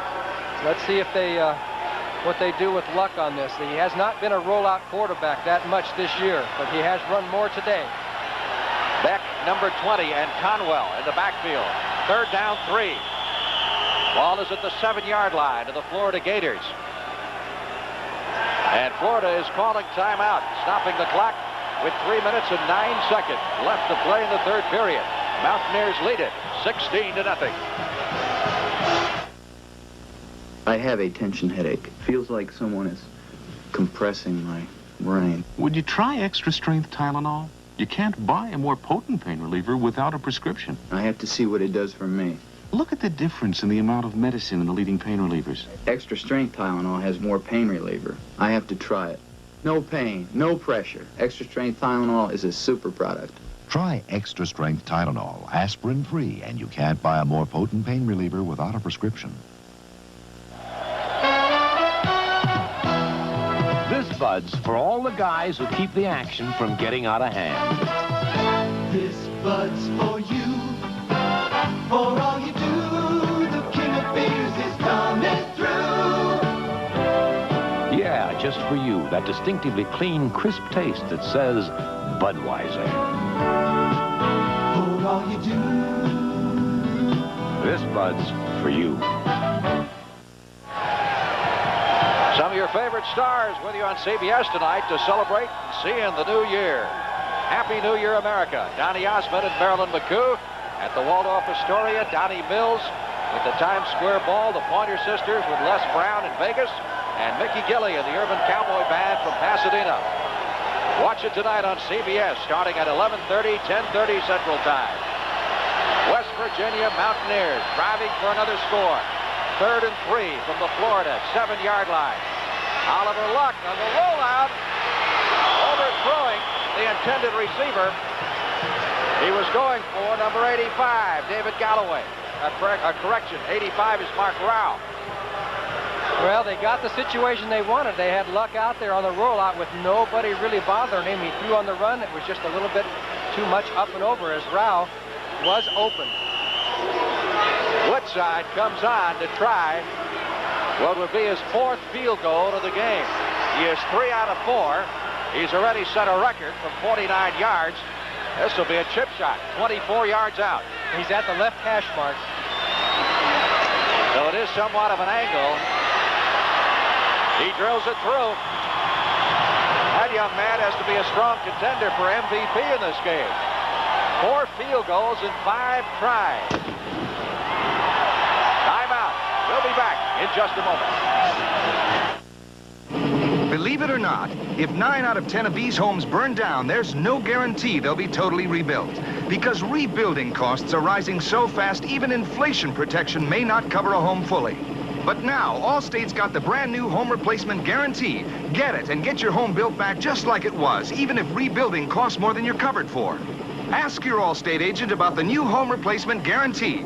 For ideas that make good sense today, you're in good hands with Allstate. Mrs. Murtis? Yes? Singing telegram. This night will be unforgettable. This feeling so agreeable. Bob! It seems like nothing's impossible. You remembered our anniversary. This night is unmistakably steak and ale. The steak, the place, the feeling. This night is unmistakable. Are you surprised? Wait till you see what I've got planned for you. This night is unmistakably steak and ale. Are doctors preventing mothers from making baby care choices? Should midwives be allowed to hang a shingle? Going after the answers on the CBS Evening News tonight. Welcome back to the Peach Bowl in Atlanta. Paul Woodside has now set a new Peach Bowl record with 4 successful field goal attempts. The old record 3. set by Steve Mickemeyer of Maryland back in '73, and something we haven't mentioned, John. He's just a freshman. He's going to be around a while. A freshman walk-on. Paul Woodside, one of the heroes of this game. Hampton has replaced Curry as the deep man. Lorenzo Hampton fumbles it at the 1, brings it out to the 10, 20, and stopped at the 27-yard line. Scott Dixon, number 59, making the stop for the West Virginia Mountaineers. Looking at this future schedule, West Virginia opens with Oklahoma next year. And Maryland. They also play Pitt and Penn State and Syracuse. Florida still going with Wayne Peace. You know, Bob Huco has had some good games for this team in the past couple of years, too. They might want to try a little change if things continue this way. First and 10 from the 27-yard line. Peace has not been able to get the offense going. The intended receiver was Howard Akers, number 6. And moving up on him quickly was Don Stemple, number 35. Come on, down! Second and 10. A hurry-up offense here. 2 minutes, 45 seconds left in the third period. And Florida trailing 19-0. One back, and that's Jones. Peace. Incomplete. Catchable throw. And let's go down now to Dick Stockton. Another good assignment. This is Amy Sermons, who's 18 years old and the Peach Bowl queen for 1981. Tell me a little bit where you go to school briefly and how you feel about being queen of the Peach Bowl. I go to Berry in Rome, Georgia, and we're having a great time this week. This is the most memorable Peach Bowl I've ever had, and I'd like to thank the Waycross Lions Club for sponsoring me. All right, congratulations to you. On third and 10, the pass intended for Jones. From base incomplete, and again Florida will have to punt. By the way, our director Larry Cavallino was one of the judges in the Peach Bowl contest, so his duty hadn't been all bad this week either. Yeah, he resisted. He really didn't want to do it, really but he decided to go ahead and do it. That's him there in the lower right-hand portion of your screen. You know, and getting back to this football game for just a second, things have gone from bad to worse for Florida. Laura Cabbage running away, kick is high, a little bit short. Fair catch is signaled by Armstead at the 41-yard line. I'm a little surprised they'd go with that hurry-up offense. 2 minutes and 23 seconds. There are the runners-up. There's producer David Dinkins. I think he just put that mask on. He's going to get us now. We better get back to this football game in a hurry. Okay, West Virginia now, I'm sure, going to try and control the ball. First and 10 from the 41-yard line. Mountaineers defense is just completely dominating Florida's offense. Walzak, who twisted his ankle earlier, right back in the game, picked up 5 out to the 47-yard line. Florida simply can't stop him. Florida defense is so geared to swarming. They have those fast linebackers. They play out of the 5-2, which is really a 3-4. And they always just go with the first action that you have. 1, 2, 3 quick steps. And boom, by that time when they come back against the grain, it's hard for them to react. And that's been the main success. And I hate to keep repeating it, but that was the 5 yards right there. That's why. On 2nd and 5, they stay on the ground. Again, Walzak for the first down into Florida territory, dragging tacklers with him down to the 42. Tony Lilly finally made the stop. I got my most valuable player ballot here. I think I'm going to put Walzak's name on it. He's really impressed me.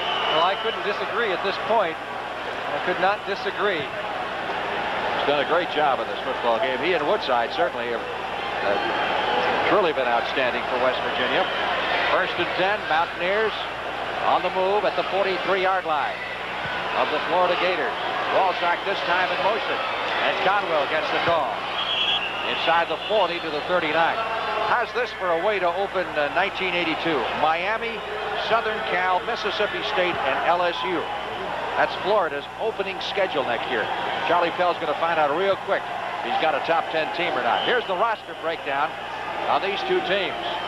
And particularly notice Florida. Just 2 seniors on that club. That's among the starters. 2nd and 7. Ball ball is at the Gator 40-yard line. Luck. Little swing pass out to Walzak. Nice cutback to about the 34.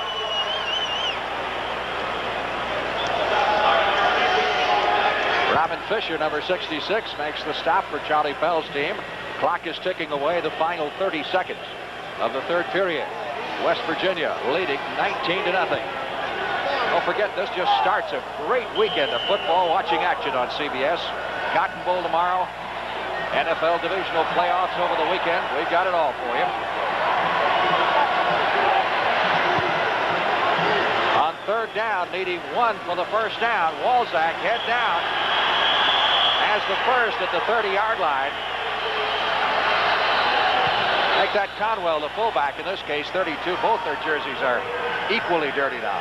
It's a really good blocking, that interior line. Keith Jones got Galloway out of there on that. Some good blocking going on there because these backs don't run in there without somebody making the holes. And this is tough yardage situation. They know they're not going to throw that much, yet they're still gaining yards up the middle. That's the end of the third quarter with the score. West Virginia 19, Florida nothing. We'll be back with the start of the fourth period after this word from your local station. This weekend, the playoffs. Saturday, Tampa Bay meets Dallas. Sunday, the New York Giants battle San Francisco. Catch all the excitement this weekend on CBS Sports. This is CBS. This is where banking innovation comes home. First City, reaching further to provide a new state of banking and new ways for Texans to move ahead. Doing more in banking convenience, turning night into day, putting your plans into motion. This is the mark of First City, reaching further, doing more. You never know what might happen when you drop in on the bunkers in the afternoon. I want to tell you something. I got no respect for a guy that spends his whole life getting cheap thrills out of other people's nudity. It was glowing in the fifth. Michael, you get your books back on this table, and Daddy, you eat in the kitchen, or I'll kill myself. It's All in the Family, weekday afternoons at 5, right here on Channel 7. Season's greetings from Channel 7.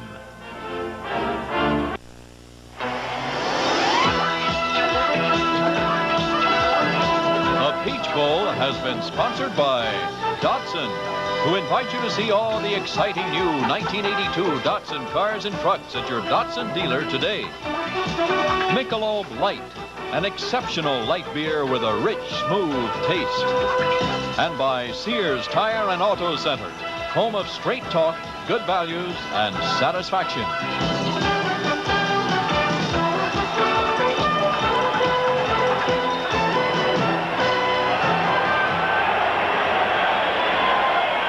Dick Stockton and Johnny Morris. Frank Lieber back at the Peach Bowl in Atlanta, Georgia. As we start the fourth period of play, West Virginia dominating throughout, leading 19-0. And the Mountaineers with a 1st and 10 at the Florida 29. Look at that time of possession. They've doubled Florida's possession time. Collins in motion. And we get some contact prior to the snap involving Dave Johnson, number 57, the West Virginia center. Johnson is an interesting story. The offside against Florida. He was a fine tight end. Had knee surgery. Doctors say he couldn't play end anymore, but he could play center. And so he's turned into an outstanding center. We have encroachment. Florida, first down. Well, you find that centers have a big job in there, but it's usually within a range of 5 to 6 yards around the center of the action there. He does not have to pull out and run somewhere too often, and I can see why he's able to do that. 1st and 5. West Virginia now at the 24-yard line of Florida. Again, Mullins in motion. They go straight up the middle. Walzak diving for the first down to the 16. Tony Lilly, number 18 on the tackle, and he's made a ton of them. Nice trap blocking. Andre Gist came across. Good blocking. Boy, are they manhandling that Gator defensive line, and nobody expected it. It'll be 1st and 10 for the Mountaineers at the 16-yard line of the Florida Gators. And limping off the field is number 99, Roy Harris, the defensive lineman of Florida. Mullen to the left side. Brown to the right. And they go with the fullback, Conwell, up the middle to the 13-yard line. I've got to believe West Virginia has even surprised itself at its ability to move the ball on the ground. They haven't done it consistently all year, but they're doing it today. And actually, if the Mountaineers win, their record will be 9-3, and I think that ties the best record ever for this university, West Virginia Mountaineers. Great impetus, certainly going into 1982 for Don Nehlen's bunch. Slot formation to the right side on 2nd down 7 from the 13-yard line. Walzak around left end. He will be stopped just short of the goal line. First and goal at the 2 as he was hit at the 5 and sent reeling forward. What a great block by Dane Conwell, too, number 32, for his running mate. As they came around, and you'll see 79 Mike Durrett come around. Here's 32 on the right side of your screen. He's going to throw the key block as he knocks Curry down, and Walzak gets to the outside and almost went for the touchdown. Great hand save there by Gilliam, or he would have had the touchdown. Needed the one block there from Evans. There's the block, Conwell's block. That was the key. Evans just got a piece of his man there.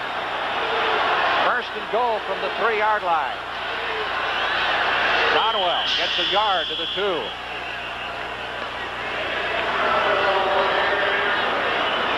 Who said the Mountaineers couldn't run the football? I mean, all year you'd think it would have come out a couple or 3 times, and it really didn't very much all year. I don't know. The way Luck has been throwing it, they haven't needed to run that much. That's right. One thing Don Nehlen says is that he's gone, you know, he had a good quarterback, good receivers, and he's gone with his personnel, and that's one of the reasons they left the running game, because they did so well passing. But if there was more to this season, he'd have to change his philosophy and go back the other way a little bit. Second and goal from the 2-yard line. Conwell to about the 1.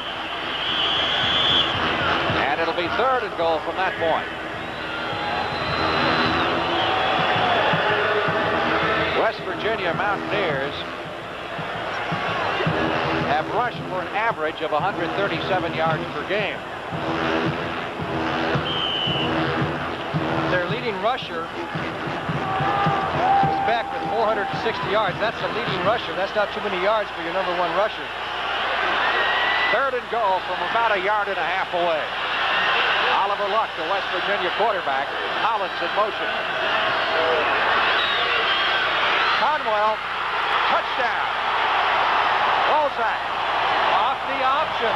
There's another surprise play. And Oliver Luck runs an option play, which he has not done too much. Pitched out to Walzak, and it was a touchdown into the corner of the end zone. And I think West Virginia may have put this game away. It was a beautiful play, nicely executed for a team that hasn't run that type. You're going to see Luck actually spins around, comes back the other way. There's the spin, the fake on the dive, and then as Curry comes to make the tackle on Luck, he just pitched it out to Walzak into the corner of the end zone. Touchdown, West Virginia. Their rushing game around 200 yards now, just roughly. Woodside is on to try the extra point. McCowan on the hold, and the kick is good. So Woodside tacks on another extra point in addition to 4 out of 5 field goals. We do have a flag. That may be against Florida, because it looked like they might have roughed the holder. Somebody came flying through there. We have personal foul. Florida roughing the kicker. Penalty assessed on the kickoff. Take another look at the touchdown. Spin, fake of the dive to hold him for just a second. Luck with the pitch just as he got clobbered by Curry. Excellent play. The timing was perfect. They ran it just like the coach puts it up on the blackboard. Great afternoon for Walzak, who has rushed for 42 yards and caught 8 passes for 75. When you're coaxing up oil from 2 miles down, you don't waste a single drop. Neither does my Datsun diesel. The 1982 Datsun King Cab Diesel. More mileage than any gas-powered truck. And more cab room than any compact diesel. Datsun, you sure make it tough on your competition. I like that. Datsun Diesel. From one top customer to another, we are driven. Come on, one more. No. The championship of the entire civilized world. I'll pass. And the Michelob Light. I'll serve. Would good friends really go at it this hard just for a beer? Well, consider it's Michelob Light, and that means a rich, smooth taste you can compare to any beer you like. I thought you were tired. Nope, just thirsty. Michelob Light. Compare the taste. There's the book on the West Virginia scoring drive. Again, moving the ball easily. 59 yards in 9 plays. And Walzak going the final yard. The penalty on the extra point a moment ago against Florida is being assessed here prior to the kickoff, which means that Woodside's going to be able to kick it off from the Florida 45 when it rains and pours. Well, he ought to kick a little squibber or even an onside kick. Even if they didn't get the onside kick, they'd have him back at the 35-yard line or so. It might be worth a shot at it. What the heck? Great thrill for this walk-on freshman place kicker who set a Peach Bowl record. Kicked the 3 longest field goals of his career today, and 4 out of 5. Lorenzo Hampton downs it in the end zone. We'll go down to the field to Dick Stockton. Frank, this may be the last game for Gary Tranquil, who's the offensive coordinator at West Virginia. He's been the only candidate who's been interviewed twice for the vacant Navy job. George Welsh has left. He worked under Welsh before at Navy and was assistant at Ohio State before coming to West Virginia under Don Nealon. He worked for him at Bowling Green. So Gary Tranquil, 41 years old, could be heading for Navy. He's done a fine job today. Back to you. Well, if I was Navy or anyone else, I think I'd be impressed by what I've seen of his work today. He gets an A+ for today's action. Absolutely. 1st and 10. Florida Gators from their 20-yard line. Florida sticking with Wayne Peace at the quarterback position. Jones out to the 23. Peace, the sophomore, 6 out of 12, but has been held pretty much in check.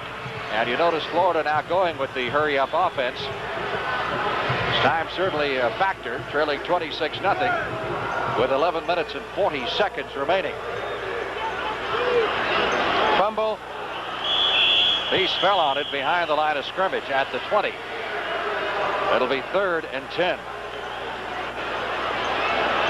Peace was a great high school quarterback at Lakeland, very highly recruited. Really come on to his own. We have 37,582 in attendance. They sold over 50,000 tickets. They're right in the area. A lot of folks, because of the bad weather, decided to sit this one out. Peace going long, intended for Jackson, and it's picked off. Intercepted by Jim Agee, number 44. Yet another turnover, and West Virginia takes the football at their 45. We've got a flag back down around the line of scrimmage, so hold everything. It's going to be against Florida, which will be declined. It will be West Virginia's football, and Peace had Spencer downfield open, but he just couldn't get enough mustard on it. Everybody was able to react and get back, and Agee made the interception. So the Mountaineers get the football once again at their 39-yard line, their jubilant bench. Everything is going right for West Virginia today, and to their credit, they've made it go right. Florida was favored by 8 points coming into this game.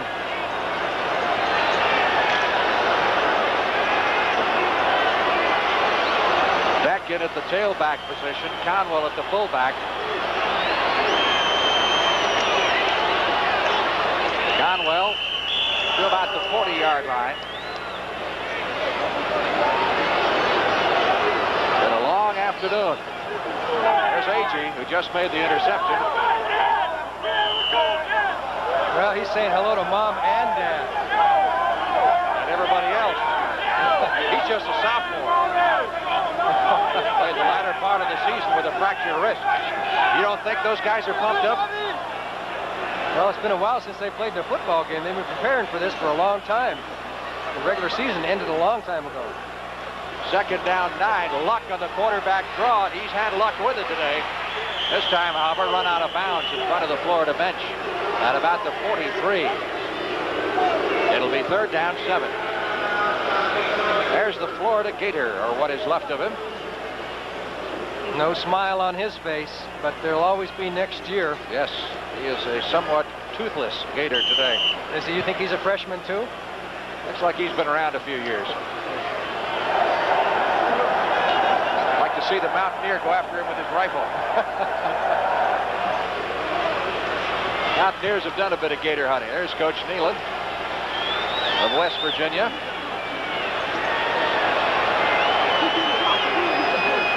Third down, 6.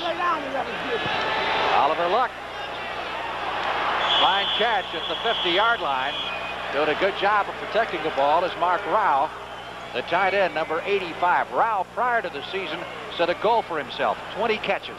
Yes, you can see him. He gets jammed at the line of scrimmage, but comes across there, finds the open spot, and makes the grab. Nice play by Mark Rao, who hasn't been a real factor in this game as we expected, because there's been a couple of games late in the season he's caught 10 passes. So West Virginia's been able to do it well without really having Rao be that big of a factor. As you said, he caught those 20 catches. His goal in just 2 games, wound up with 61 in the year, was named a second-team All-American. Jody McCown to do the punting. Ivory Curry chasing this one, fields it at the 20-yard line.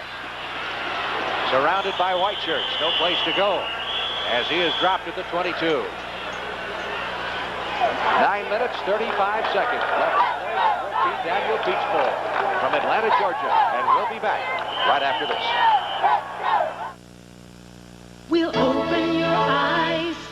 Great picture. What kind of... RCA color track. Thought they only made the big ones. Guess you thought wrong. I have an RCA. Really? Big projection TV. Let RCA open your eyes. Really?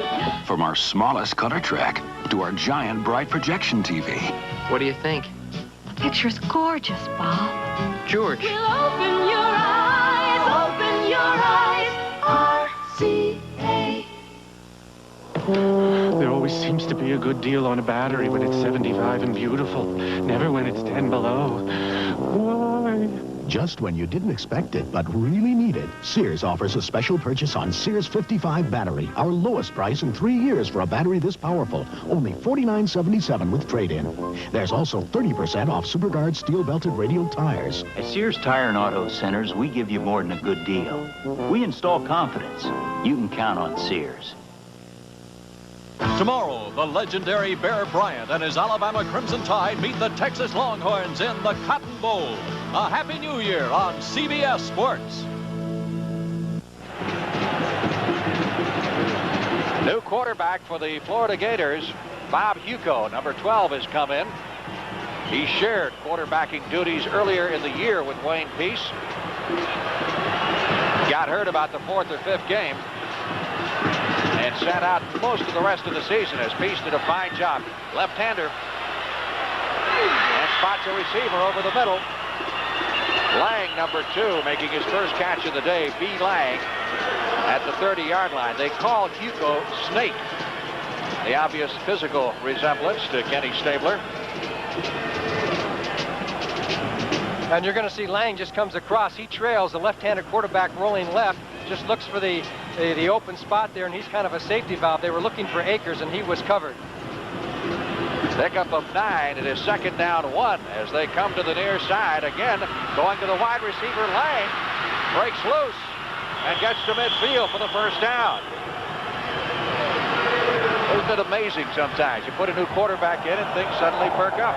Of course, obviously, West Virginia's loosened up their defense now. They'll give you that short one. This is just a quick one out to the wide receiver, and Lang is quick enough that he got away from Talley and then turned up the field, put on a little fancy down here, got a few moves and got some yards and got a first down for Florida.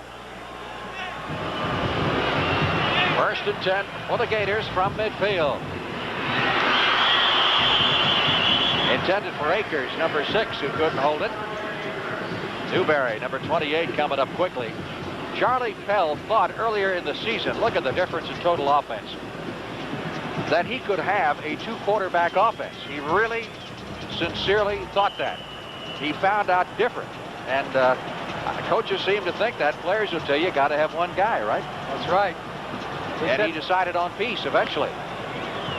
Although part of that decision was mandated by the injury to Hugo. 2nd and 10 from the 50-yard line. Hugo caught behind the line of scrimmage. Big sack by number 50, who's been all over the field, Dennis Foltz. from Columbus, Ohio. Well, that shows you a little speed and quickness to get through there, because that was a quick pop pass that wasn't open, and by the time he had a chance to react to go somewhere else, there was folks in there for the tackle. So look at this. Florida usually scores quite a bit in the second quarter. They scored zip in the second quarter. In fact, they've scored zip all afternoon. What a tribute to West Virginia's defense. Just can't say it enough. 26-0. It is 3rd down, 10. Gators from the 50-yard line. Blitz. Yuko looking for Lang downfield, but he'll never get it away. Jeff Seals, number 80, blew through there. Stemple was there from the secondary. Jeff Seals got the closest. He was there first, but Stemple, number 35, was coming. They were coming from the backside. Let's go down to Dick Stockton as the Gators prepare to punt. All right, Frank, you talked about Florida being a powerhouse next year. One of the big reasons is the schedule, and the even year they're tough. They have Auburn, they have LSU, Mississippi State, and Miami at home. On alternate years, they have them on the road, so they're going to be awfully tough.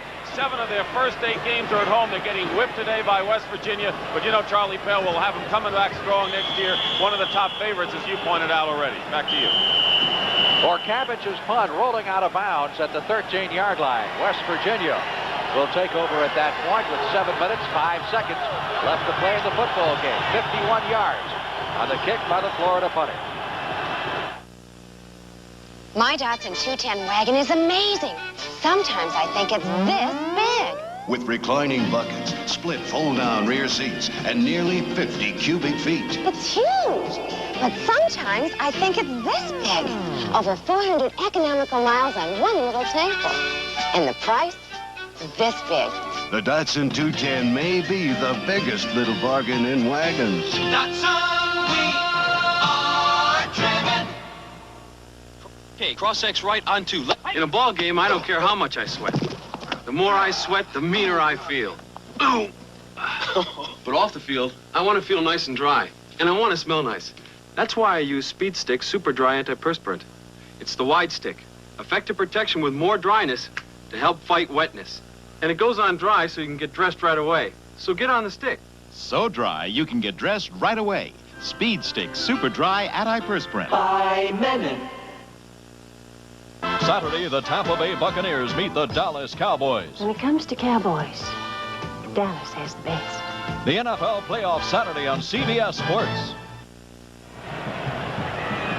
The best of the National Football League. The NFC playoffs over the weekend on CBS Sports. Tampa Bay Buccaneers and the Cowboys on Saturday. By the way, Danny White of the Cowboys missed practice yesterday with the flu, but he's expected to be ready to go. And on Sunday, the New York Giants and the San Francisco 49ers. 2 games with the winners meeting next weekend in the NFC Championship game. The final step prior to the Super Bowl. Boy, CBS really is becoming the network of live sports. We talk about pro football, we have college football, college basketball, NBA basketball, live sports action on CBS. 1st and 10, Mountaineers from their 13. Luck with a fumble, taking the snap back from his center, Dave Johnson. So there'll be no gain on that play. Taking a look at Florida's schedule this year. These are the 81 schedules. Only one time Florida has been below double figures.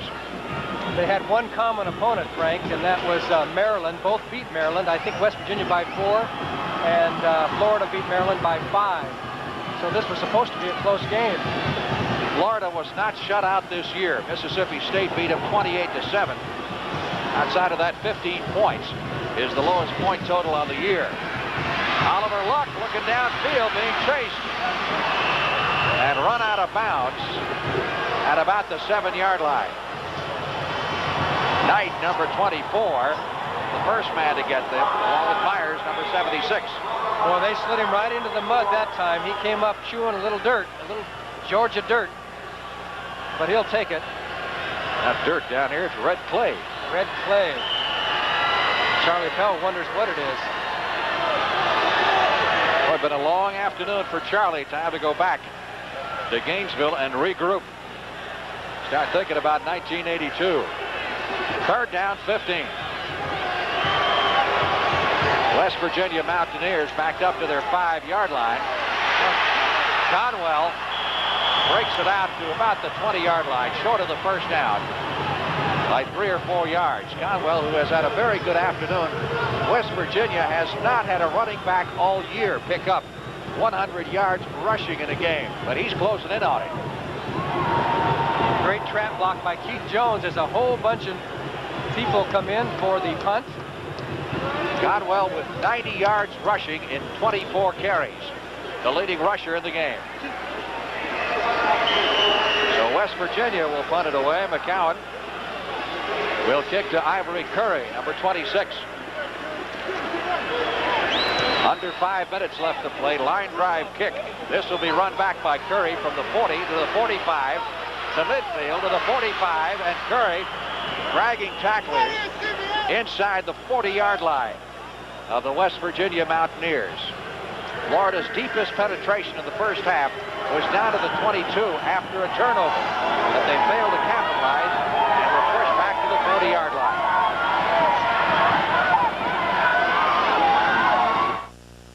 Why do 100,000-mile flyers choose United? I travel the world helping people who think big is bad. But when it comes to the planes I travel on, the bigger the better. And because United's the biggest airline in the land, they're plenty big enough to have more of these roomy wide bodies than anyone else. So if you like wide bodies as much as I do, call United first. You'll be in great shape. People who fly for a living fly United's friendly skies. How about Michelob Light for the winners? Sure, but we get mighty thirsty.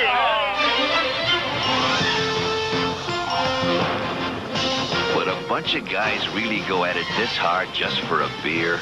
Well, consider it's Michelob Light, and that means a rich, smooth taste you can compare to any beer you like. Those guys could have beaten the Russians today. You think they'd play us for a Michelob Light? Michelob Light. Compare the taste. Well, we'll be in the Cotton Bowl tomorrow afternoon to watch the Alabama Crimson Tide take on the Texas Longhorns. Alabama still with an outside shot at the national championship, depending on what happens in the other major bowl games. You know, Alabama has never beaten Texas. No, I didn't know that. Yeah, Bear Bryant has beaten Texas once in his coaching career, and that's when he was at Texas A&M back in the mid-50s. Florida with a first down at the West Virginia 40-yard line.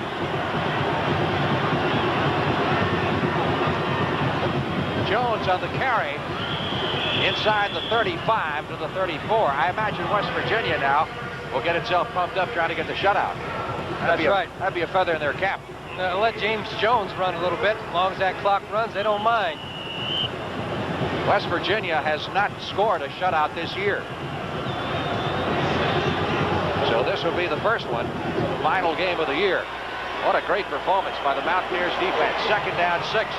Again, Jones, and the big fullback is smothered after picking up a yard or so on the far side in front of the Gator bench. Well, you have to wonder what's going on through Florida's mind. That's 2 runs in a row when you're trying to get on the board and you're down to 4 minutes running at 3 minutes and 57 seconds, and you're running the ball. Like to see him get on the board, wouldn't you? I don't know. It would be nice if you were a Florida fan anyway. That's right. To see him come away with some points. Third down, 7. The lefty, Tom Yuko, looking for a receiver, going long for Jackson. Oh, had it and dropped it in the end zone. Jackson, the speedster, got behind everybody. And Yuko dropped it in his lap. And he couldn't hold it. He got it down there far enough.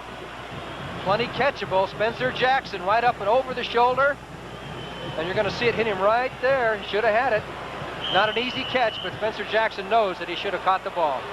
Pretty good throw by Hugo under the run, having to throw that far downfield. Lynn Murray, number 2, was back there defending. It is 4th down and 6. Florida Gators at the 35-yard line of the West Virginia Mountaineers. Hugo blowing on those fingers, trying to warm them up. Temperature has dropped to about 35, I would imagine. That'll keep the drive going. The pass over the middle as Dennis Folks puts the hit on Dwayne Dixon, number 83, who is the brother of Hewitt Dixon, the former Oakland Raider. 3 minutes, 25 seconds left. First down at the 22-yard line of West Virginia. One running back, and that's Jones, number 30. Yuko trying to put some points to the board. He's got a man open in the end zone. Touchdown. Chris Faulkner, number 80, the tight end, makes the catch, and the Gators finally get on the scoreboard. Faulkner, who was the outstanding player of the year last year in the Southeast Conference, and then this year was hit with all sort of injuries. He's the newcomer of the year. And he just went down the field, split the zones. He'll go fake to the right. He knew where he was going to throw. He was his primary receiver. Turn around, turn back, left hand, look for Faulkner. He split the zones right in between them with a perfect pass.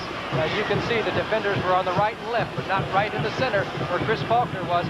Touchdown, and he can run about a 4.6 40 for a big man at 240 pounds. That's moving him out. He's played guard. He can play a lot of positions. He's big and fast. He's a junior. Last year was the Southeast Conference consensus all-conference tight end. And this year, of course, slowed by injuries and replaced a good part of the season by Mike Malarkey. He'll go for 2 on the extra point try. Yuko looking for a receiver. Akers did not get across. Howard Akers, they say, was stopped short of the goal line. So the 2-point conversion fails by Florida. Boy, it looked pretty close to me. Akers just from the inside slot position just bended out to the sidelines. And let's see if that ball got over. We got a flag down anyway. It looked like it was in to me. Number 26, Alan Moreland on the tackle, but they're going to get another shot at it. Penalty's going to be against West Virginia. And we'll get the call here from Vance Carlson, the referee. So they'll get another try at the extra point. I did not see what the call was, but the preliminary indication was against West Virginia. 3 minutes, 3 seconds left to play in the 14th annual Peach Bowl football game here from Atlanta's Fulton County Stadium on a very wet, chilly afternoon. Fortunately, we haven't had any precipitation to speak of since the game has started.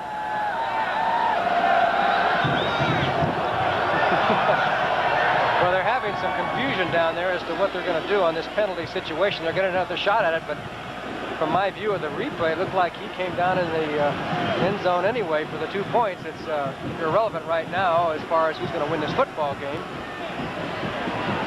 See what they do here. We had 2 penalties on West Virginia. One was for 12 men on the field. The penalty should be the same. We'll try over. Well, 12 men on the field. They hadn't changed that rule lately, so that's a penalty. Extra point try coming up again for the Florida Gators. Pass is intended for Spencer Jackson, and Newberry knocked it away. So the extra point try is no good. And Florida will be kicking off with 3 minutes and 3 seconds left to play in the football game.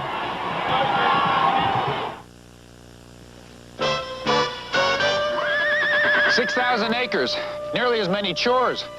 My 3 Datsuns are a match for anything. They go anywhere, 4x4. Roomy King Cab.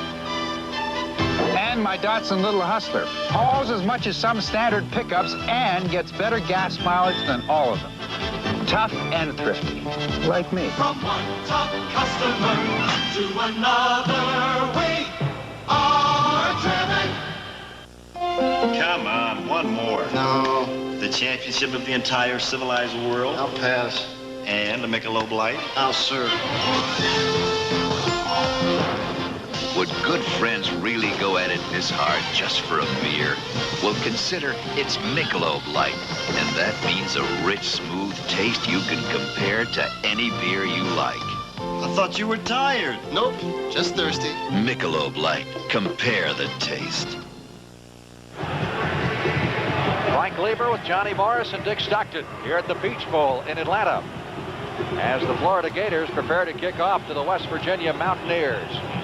They trail by a score of 26-6. And win or lose, these youngsters have had a good time during their visit to Atlanta.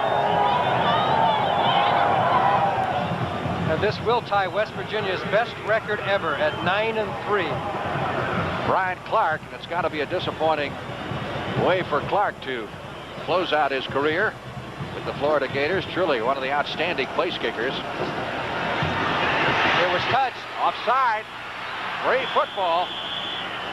And coming up with it was Willie Drury, number 48 for West Virginia. So the onside attempt fails by Florida. And the Mountaineers have to run out 3 minutes worth of clock. And they've got themselves a victory. They're third in 4 tries at the Peach Bowl.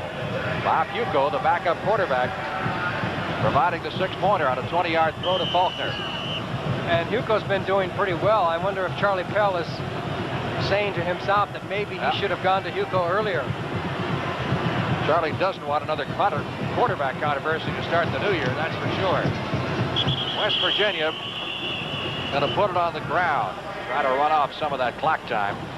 Conwell now has a chance to become the first 100-yard rusher for West Virginia. He's got 91 and 25 carries. Wayne Peace wound up with 6 completions in 13 tries for only 47 yards. Gators turned it over way too many times. 4 fumbles lost in the first half. 2nd and 9. That's Beck, the second-string tailback, driving out for another first down at the 49-yard line at West Virginia's end of the field. They're seeing some clean white jerseys in there. Those are players who haven't played too much today and haven't played too much throughout the season, but they all came, 104 players from each team, and there are a lot of what you call the hitmen that give the look to the regulars and practice and run and everything else all year and don't get a chance to play. They all were able to make this trip and enjoy the Peach Bowl, and that's really, I think, a good tribute to the schools to take everybody along. West Virginia between 200 and 250 yards on the ground against Florida, which is almost double their season average. One of the people we talked about prior to the game, Darryl Talley, number 90 from the Cleveland area, turned into a great linebacker, huh? Well, yeah, he's scary to death out there, wouldn't you? Put your helmet back on, Darryl. I wouldn't want to be on the airplanes going home. It's going to be heavy planes. After they lost. 2nd and 8. That will not happen today. Drury in motion. Give us to Beck, the tailback.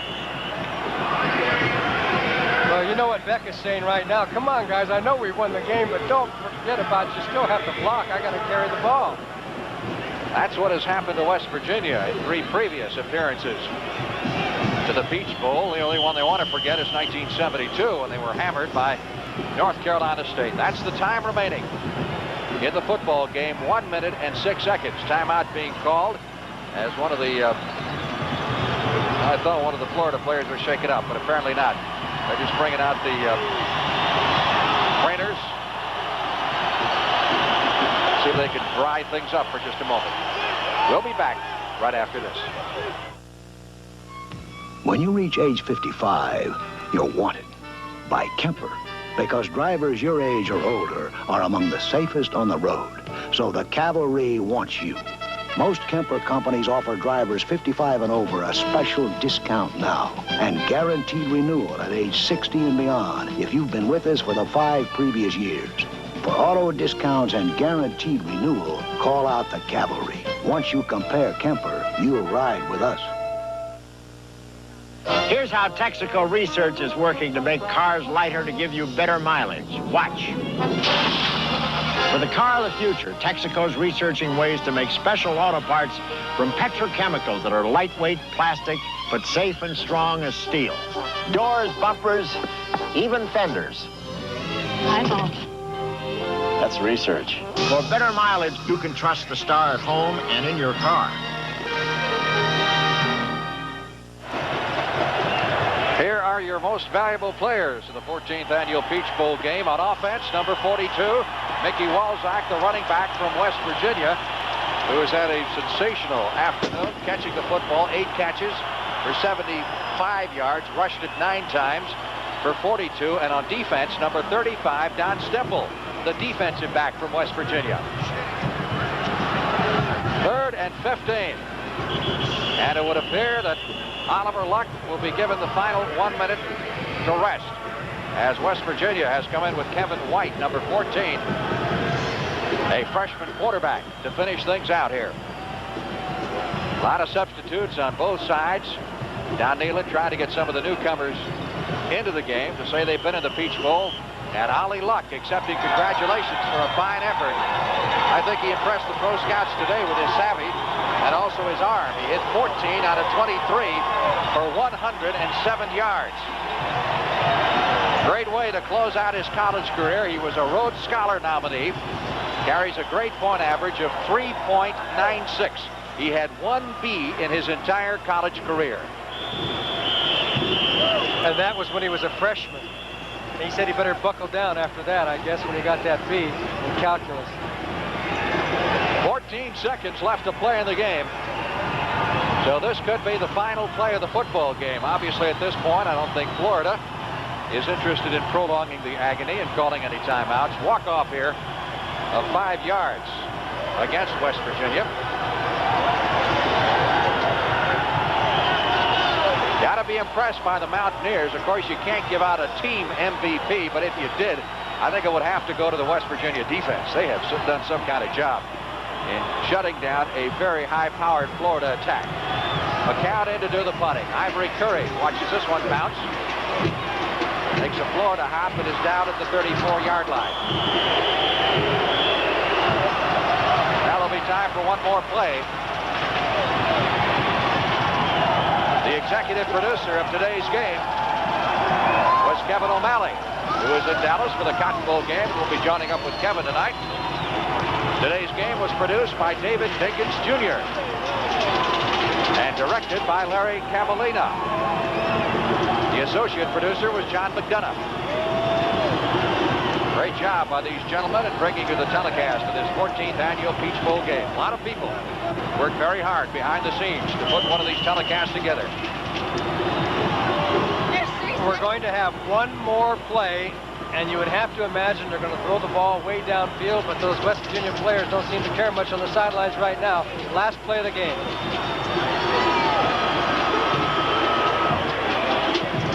Bob Hugo is going to do just that. A bullet down the middle. But that's it. As the pass is completed to Mike Malarkey, number 82, the tight end, and Bob Nehlen, or Don Nehlen, I should say, gets a ride off the field from his West Virginia team. What a job they did preparing to play Florida. They were an underdog in this football game, and they completely dominated the contest, beating Florida 26-6. First meeting ever between these two schools on the gridiron. And I believe there'll be a little celebration among the Mountaineers tonight in Atlanta. There's celebration going on all over the state of West Virginia right now. It's been a good game for West Virginia. As you said, Frank, it was a defensive dominance of Florida that made the difference, and some pretty good strategy on offense. Not great offense, nothing explosive, but they attacked and approached the Florida defense the correct way to take advantage of Florida's quickness and try and counter that with misdirection type of plays, and it all works. So you have to give the offense and defense a lot of credit for West Virginia. Let's go down to the field now. Dick Stockton with the victorious coach, Don Nehlen. Charlie, we've been talking about next year and what kind of great schedule you have, but this was really a shocking loss for you today, and I'd like to know what explanation you have. Well, it was a disappointing loss. First thing, I thought West Virginia ran the ball better and more times than we anticipated. The other thing is Coach Nehlen had his team better prepared. Our offense never got off track. We didn't have but one drive against them, then we ended that with a turnover. I just think they had a better prepared football team today, and that's my fault. Well, let me tell you something. It's game of you to say a thing like that. I got the feeling watching the pregame warm-ups that your team came down and say, well, this isn't really our kind of weather. I think West Virginia said maybe it's an equalizer. They hit you right off the bat on defense, and they carried the ball the first time they had it, and they never let it go. They got the momentum early with our mistakes, and like you said, they never let up. Our players just, they were better prepared than we were, and I thought Coach Nalen did an outstanding job on getting a running game going for their team. I thought that was the biggest difference of their ability to run against their defense. Charlie, you had a good season nonetheless, and I know you're looking forward to great things in '82. Sure. We've got good football players, and I'll do a better job myself. All right, thank you very much. Charlie Pell of Florida. Let's go right upstairs to Frank Lieber. And Charlie indeed is a class act. He's got a big year to look forward to in 1982, losing just 2 senior starters, and the Gators are a team to be heard from. We introduced the victorious coach a moment ago, Don Nealon, and Dick Stockton's got him with him right now. Well, there's a happy coach, Don Neal. I have to say that Charlie Pell said he wasn't as prepared as you got your team prepared. You got the momentum early. You went from there. Obviously, defense was the name of your game today, Don. Well, defense has been great for us all year. You know, nobody thought we could win except us. Our football team knew they could win. A lot of folks didn't think we could, but you know, it really doesn't matter about those other guys. It's our team. And I think this is our finest hour. We played as well today as we have all year. What about your long-lost rushing game? You couldn't find it all year, and what happens? Here it is in the Peach Bowl. We had to come down to Atlanta. They say this is a great town. I found my rushing game. Did you bring the weather with you? Well, you know what? For us, this is pretty good weather. Weatherman cooperated beautifully. I got to give you a lot of credit because you were definite underdogs against the Southeast Conference power. You're an independent. You didn't have the toughest of schedules. You played teams not with their best people necessarily all year, and that you won against your toughest foe of the season, I think, along with Pitt and Penn State, and you really took it to them, and you never let up, and that was a mark of your club and your staff. Well, thank you very much. Our coaches did a great job, and you know, our football team's like a family. We really stick together, and I'm so proud of these guys, you can't believe it. Just a super year for us. Done a great job in 2 years. It brought West Virginia back. Well, thank you, and we plan on getting a little better. All right, Don Nealon, coach of West Virginia, and it has been quite a day for the Mountaineers, and they're still celebrating as their band is going full force. The West Virginia Mountaineers accepting the trophy for being the Peach Bowl champs. Let's go back upstairs to Frank and Johnny. Thank you very much, Dick Stockton. Good job down on the sidelines. There's the very happy Mountaineers, the most valuable players, Don Stempel, number 35 on the right, the defensive back, and Mickey Wolzak, number 42, the fine tailback, both with great afternoons here at the Peach Bowl in Atlanta, Georgia. Big victory for the West Virginia Mountaineers, who wind up 9-3. And Don Nealon really has turned the program around in the space of just a couple of years. I think he's got some good things to look forward to next year as well as Charlie Pell. He's going to lose some people, but they're looking forward to a big year, and they'll have to be ready when next year comes around because they're going to play Oklahoma, Maryland, and Pitt 3 out of the first 4 games. But Don Nealon has been up to the challenge, and as you said, he turned his program around, got them going. They were 6-6 last year, now 9-3, which ties the university's best record ever.